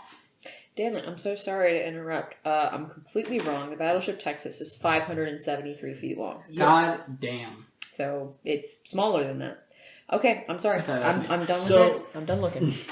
So, I will let you all know, if there is any issues with the life support system, I do believe I could help. How? Oh, yeah? I have a spell. Magic is well established in this universe, so I'm not gonna act like that was a weird thing to say. I have also killed several people psychically. No, he Nice. just comes out and he's like... Killing people psychically is a little different than just... With a magical spell! I have a magical spell that will allow you to breathe in space. Like, that's a little different, but... No, magic is a thing. Like, it's not weird. It's not weird. I'm not reacting strangely to that. As you're shouting, like, are you projecting this to everyone or Yes. just her? Oh, yeah, you say that. I've killed people, I've hurt people psychically. I'll like, project to Cass being like, yeah, they nearly killed somebody with mental images of penises. Awesome. I can do that to people's computers. Great. It's kind of the same Guys, thing. don't worry. I can help. You see, I have no regard for my own life. So I don't care if I die doing it. Jesus. Okay, well, I mean, yeah, that's good. So what does this spell do? Hold on. You're immune to the effects of vacuum or something like that. You basically, no. Anyone that targets up to one creature, no two of which can be more than 30 feet apart You said up to one creature? per level, but so it's a level 1 a spell. single... Yes. But I can cast it multiple times and it lasts a full day. So at this point... You guys all have space. Yeah. Yes. So at this point, you could save 3 of the 4 of us. I can breathe in space! Can you? I didn't know that. Oh. Oh, my apologies. I can breathe in space. Oh, okay. Well, then we're all covered. That's awesome. I didn't know I if can you were also going to have to fly. make a weird Sophie's choice, That one's very aggressive. where you were going to have to choose which She of just us to gestures die. to Ittia, talking to Gerry. That one's really aggressive. Like I said, the extrovert of the group. He's passionate. Passionate. Passionate is the word. It's the word. Okay, well, great. So that's good. In case of life support systems fail, or our spacesuits fail, or like a hole gets blown in the side of the ship, awesome. We're covered there. If it's not going to take more than a day, I'm not really worried about rations. I'm trying to look at my list of Yeah, things I wouldn't that worry about have. like rations or anything like that. It's not even something that shows up on my list of stuff, so I don't really worry about it. And I mean, this is supposed to be just there's nothing living on the ship, so why would we have to worry about ammo? I've always got ammo. I said Famous last words. regretfully. Actually, what does my ammo look like since we're here? Oh, I got 57 and 60. My apologies. I did not mean to raise my thoughts. Ha! I didn't mean to thought scream at you. No, it's cool. It's like thinking in all caps. Oh yeah, it happens a lot. I don't see really any additional preparations that we might need. Alright. Because pretty much, I'm trying to think. I'd have to look at like an equipment thing in the handbook to see if there's anything that I would want to buy specifically for this. But off the top of my head, I can't think of anything. I vote that we go get fried ice cream or another snack. Snacks. I love snacks. Not I like mean, as that's much as fine. That's fine. That sounds like a good time. Okay. We can get snacks. So the gang goes off. So you guys arrive back in the station from your little shuttle, gang. and you wander off to go find some fried ice cream, unaware of a figure that watches from the shadows as you emerge from your meeting with Hardscrabble Collective Great. and fades into the darkness. I hope that wasn't too quiet for the microphone to pick up. That would suck. You guys go and find fried ice cream. Eat to your heart's content. You guys aren't doing anything, so then I guess we'll skip ahead to the next day. Yeah. You guys go to the shuttle bay where the ship you guys are being loaned, which the module very much wants me to emphasize. It said several times, the PCs don't own this ship. This ship is like expected to be returned. Well, I can't wait to destroy it. Um, I can't wait for it to just inevitably be blown up. So it is a private docking bay. As Gibelar Sknor promised, he has procured a ship for you, the shuttle Hippocampus. It is cute. one of the numerous shuttles that regularly ferry passengers and cargo between Absalom Station and visiting ships that are either too big to dock or prefer to remain among the ships of the Armada. That's a brain part, right? Huh? The hippocampus? Yeah. That'd be Part of awesome. It's the also a lymph- mythological creature. Is it? Yes. It's like a seahorse. water horse? Yeah, like a water horse. Interesting. I shouldn't say seahorse because That's an actual creature. Yeah, like a water horse. Like a horse with, I think, fins and shit. I thought that was something else. The I thought that had Kelpie? yeah, I thought that's a Selkie. no, a Selkie's No, the Selkie's seal a- that turns into a woman. person Yeah. or a man. So there Oh, really? I are thought it was- several different okay. Yeah, kinds. and then if you but- hide their Yeah, I They think hide the it's one of those, skin, like- then they can't turn back, and yeah. I think it's one of those things of like, the there's like Kelpie's a made bunch... of glue and they kill children. Yes. Yes. Yeah. Okay. Let me see. It was originally a Ringworks Wanderer model. However, this has clearly been heavily modified for station security use. And it appears that Nor has requisitioned some upgrades and modifiers himself. This thing has definitely upgraded armor, defenses, shields, an upgraded power core and sensors, and a turret-mounted coil gun.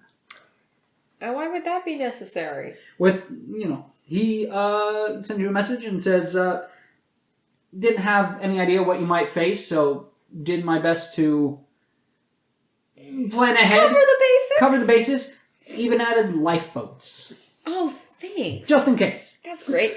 Question. Is this being, Just like, days. televised, There's no water advertised? No. No, okay.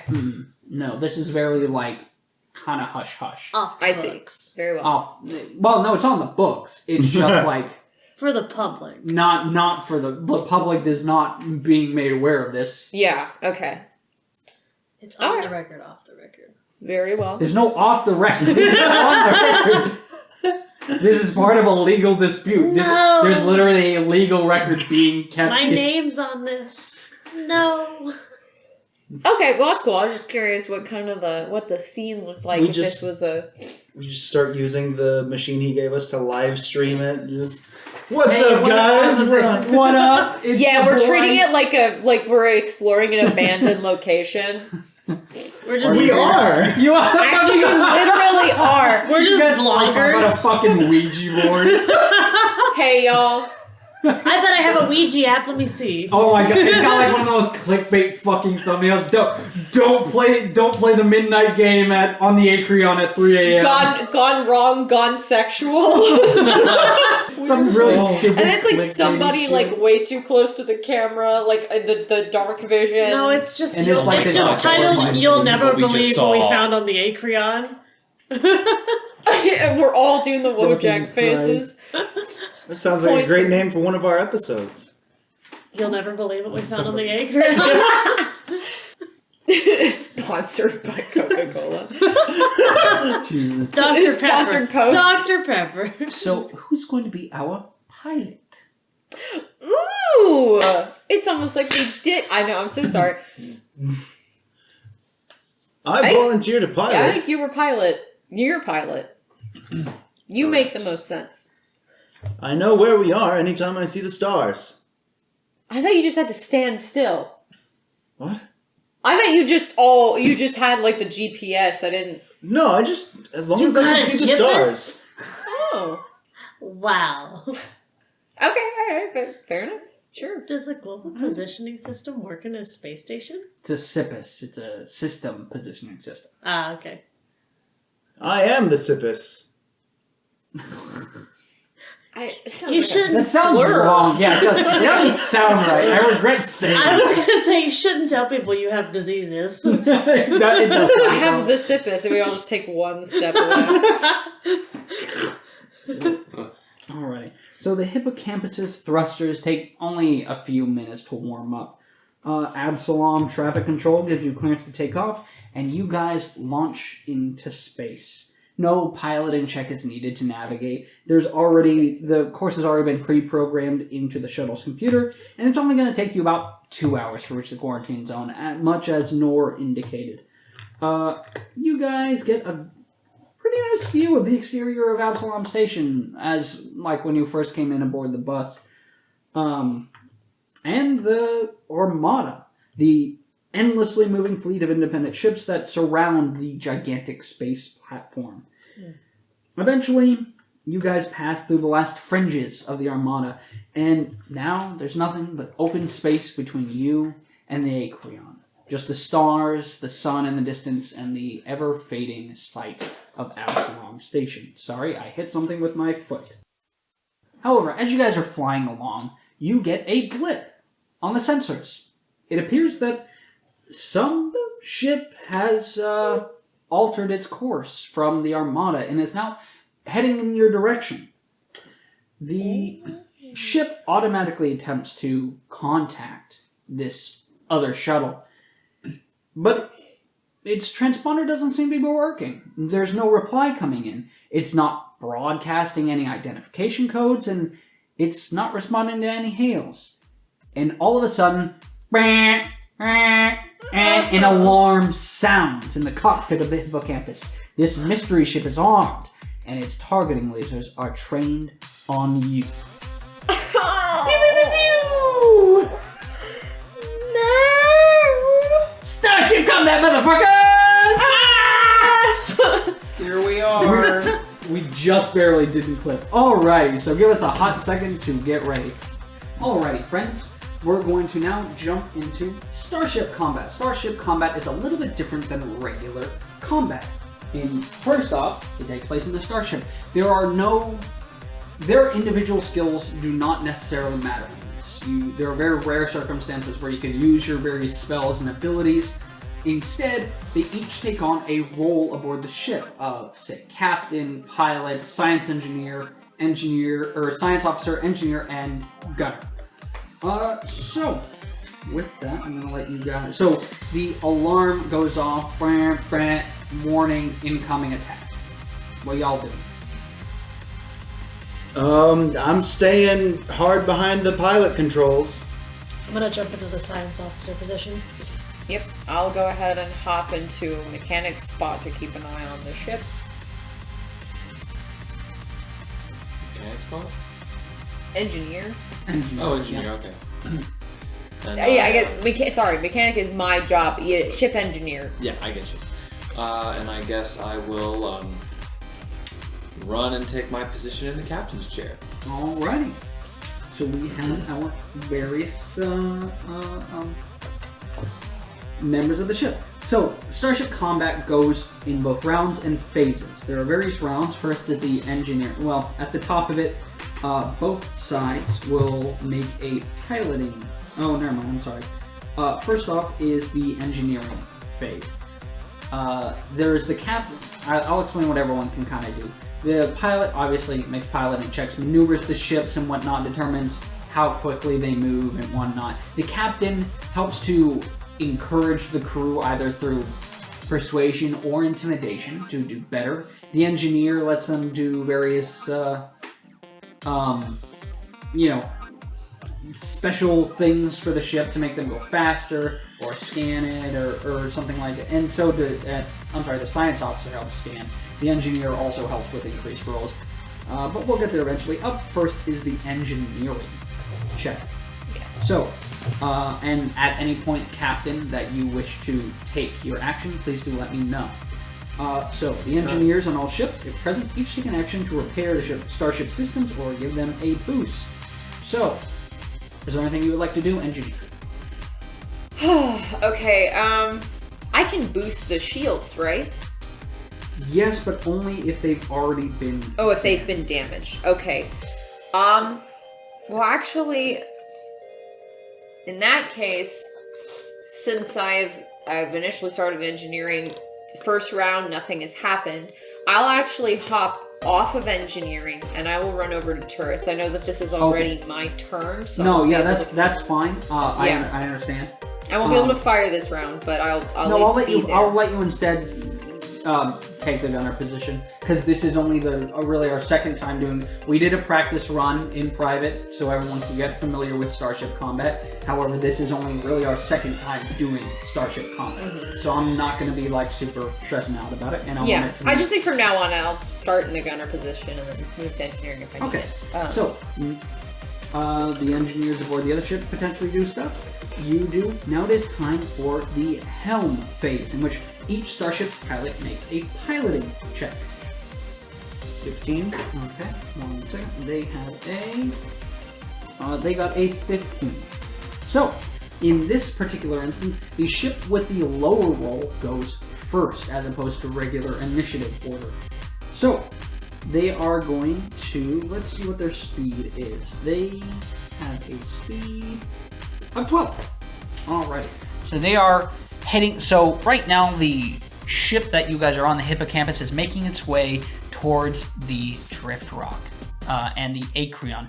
Coming perpendicular to you is this strange looking ship, all like long spines extending out from it, what almost looks like bone, like surrounding it in a sort of like rib cage style, horrifying red light emerging from some sort of engine on the front and from the dome in the middle.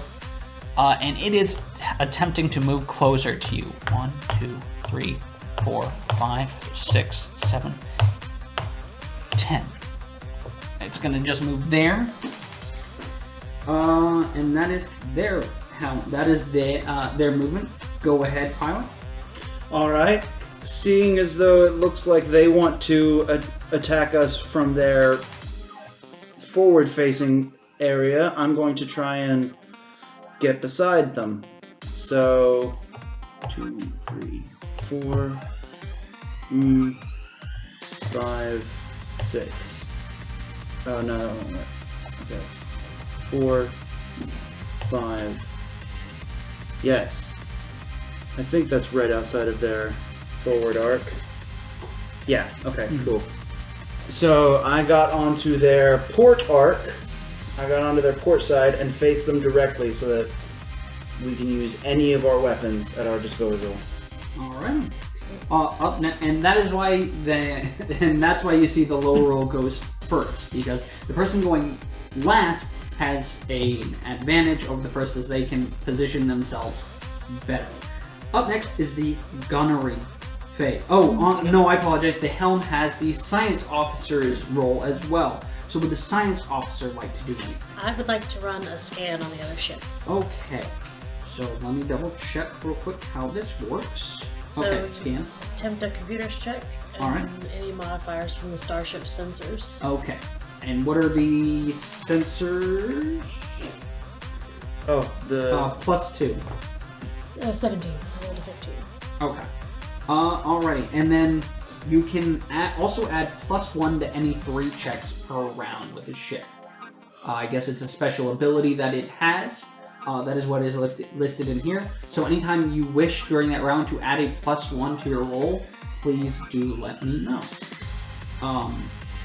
So you got a what? 15. 15. I thought it was 17 with the... Oh, I'm 17. sorry, 17. Okay. Yeah. Yeah, it was 15 with a +2. Okay, so let me see the DC real quick, because this does take a moment. For That's what I scan? need. Yeah. it says DC for the check. I already know. I'm looking at it. sorry. I just need to calculate it real quick. My bad. So that is a DC 13. So you exceeded it by... okay, so you only 4. exceeded it by 4. So you learn only the basic information from this check. So you know that you learn the... Okay, so the way the scan works is that they scan the ship, they have to pass a check, and depending on how well they do on the check, is how much information they revealed.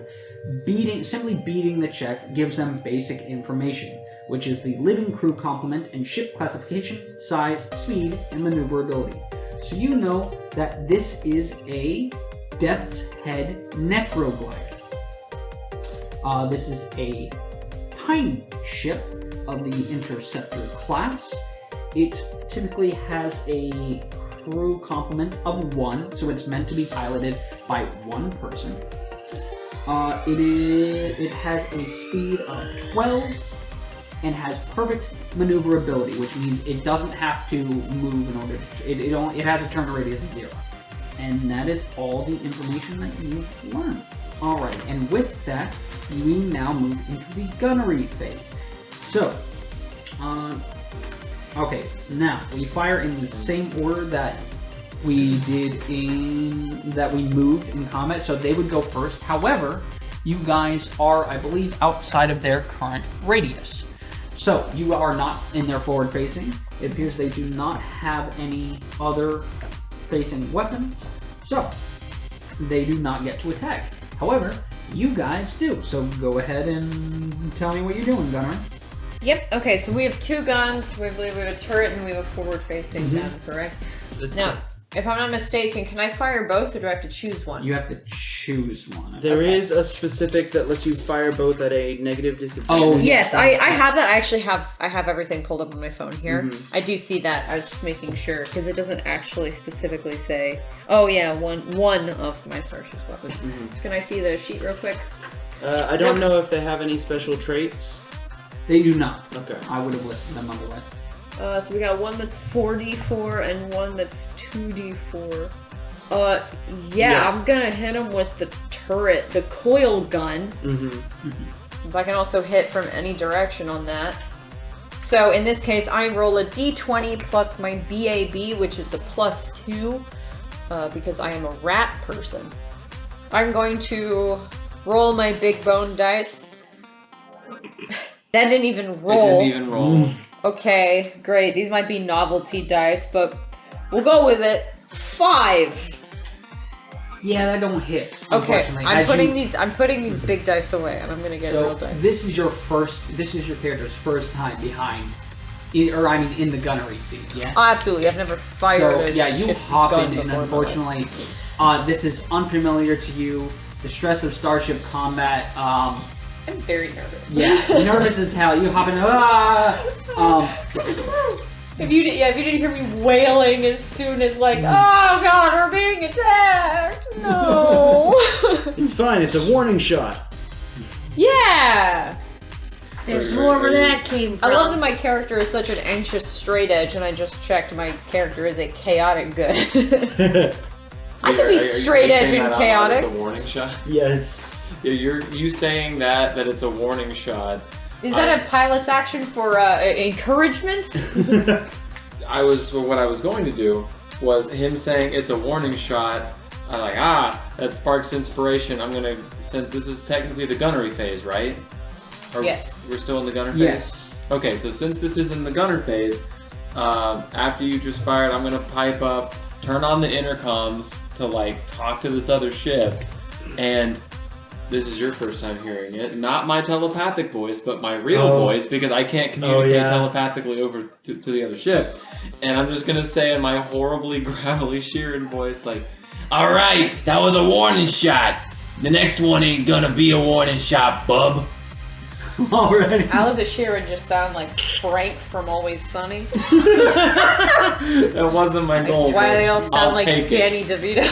I was just making that comparison earlier today. I'll take it. Okay, so you're taking the taunt action? Yes, so that Okay. means I have to make either a bluff or an intimidate check, which I believe for me those are both the same. Yes, they are. Yeah, that's only a 12. Well, That's not good enough. Unfortunately, Just it based is on the not video. enough. It's not even clear if they received your signal or not. There's just no reply. Cool. Just kind of look telepathically talking to everybody else. I think they got the message. We're awesome. I think we're good. Amazing. We're awesome. And after a long, hard-fought battle, 2 hours of real-life time, filled with advanced spatial maneuvers, clever quips, and fantastical battle music, our heroes proved victorious. 10 damage. 10 damage. All right. So, you guys shoot directly into the ship as a large explosion, muted, not really fire, but you see like a large part of the ship eject as this thing just goes into a spiral, spinning off into the void of space. I hope you die. As you have defeated the ship. Oh, Well, he's crispy. Quiffy. Quiffy. Is there any debris? Like, is it possible for us to zoom up into the debris and like see if we could find what's inside? Or is Do it we see a pretty much- body just like Is it like lifelessly pretty much floating away? obliterated? Debris doubloons?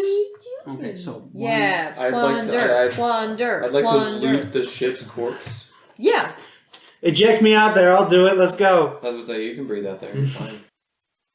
Just me flying around. Imagine it's like, it's basically just like, it's just Event Horizon, but you can breathe. All right. So Yeah, from what it's not you can scary at all. see, you scan the debris. It looks like most of the ship was destroyed. Yeah. You guys did see it was a. I think I forgot to say this earlier. it's a but Death's Head necro fighter. Necroglider. Ignore what it says on there. Oh. It didn't for some reason include the proper token in what it was Necroglider. supposed to. Yes. It is a Death's Head. That's what I necroglider. thought you said, but then I was trying to write it down and was like, that's a whatever. No, yeah. It is a Death's Head necroglider, a type of Eoxian ship. Wow, I saw that coming. Do we see who's dead? Do we see a No, body? you don't see any sort of body, unfortunately. Damn. Can you believe the metal as hell ship made of bones belonged to the race of purely undead goth people? If you I want to, you wanted can to make an see a engineering body. check or a culture check. I'll do an engineering check. I'll do a culture. do the culture if you're gonna give it to me. All right, go ahead. Go Sure, ahead. that's a 25. Oh, damn. 25. All right. So, 16 for me. Holy fuck. What is it, Jackson? A 33! Wow! okay. I am very skeptical of this ship with the bones. You do know that. First off, just going by common sense, just going by what knowledge you're familiar with ships. You've worked on a number of ships. You guys know the culture. Eoxian ships are not simply relegated to Eoxians. There's Yeah. plenty of ships that can be rented or bought, Okay. etc. So it's not necessarily that he is involved. And thinking it through, from what you can see, there's no particular motive for you guys to be attacked by Garvalesk nor. Because we're doing him a personal favor. Yeah. Unless he had some kind of political leaning that was like far beyond us and he just needed somebody to die for whatever, but we wouldn't even know that. Potentially, yes. Or also So- possibly, unless someone has a very specific relation to him that owes him something, Well, I think. But I then owe why him would he something. blow He us wouldn't up? try to kill me. Yeah. Although I would ask that question as well. I'm not being hunted down by this guy, right? He doesn't want to be even, I'm does not being he? hunted down by this guy, right? Well, if you're dead, he can't lord it over you, so... That's true. He doesn't have the power struggle if you're dead. He can't do the name pun anymore if you're dead. Interesting. Well, I'm gonna write down that it's... I didn't know that everyone else heard that conversation. I don't know. I did kind of mean it for it to be like a... But I didn't specify, so that's my bad, so I just... No, went it's along with cool. It's not like Timber is my common name that most people call me when they know me. Woohoo! Okay. Woo, you guys have won the battle, and you limp But your not the harmed war. ship eventually to the Acreon as it comes into view. Large... Okay, so this... Coming into view, I'll do this, and then we'll call it. Okay. The Acreon is a very old ship. It's a prospecting and mining ship. It's seen years upon years of hard use in asteroid fields and the hard vacuum of the packed worlds and beyond. It's boxy and ungainly. It's patched and repatched countless times. A bunch of small and large dents. And the color is just completely faded from exposure to solar radiation. It is a hulk of a ship. It looks sturdy as hell, and it looks like it has seen a lot. And just behind it is a massive meteorite. The drift rock, a misshapen asteroid, and the cause of all this turmoil behind it. Tethered on long, very long tow cables. You get a message on your ship. It says that it's a repeating broadcast, apparently being broadcast from the Acreon, that the ship is under quarantine by order of Absalom Station. Security warning away any curious onlookers and would-be explorers. And that is where we are going to stop for the night. Thank you guys so much for listening. Catch you on the next one.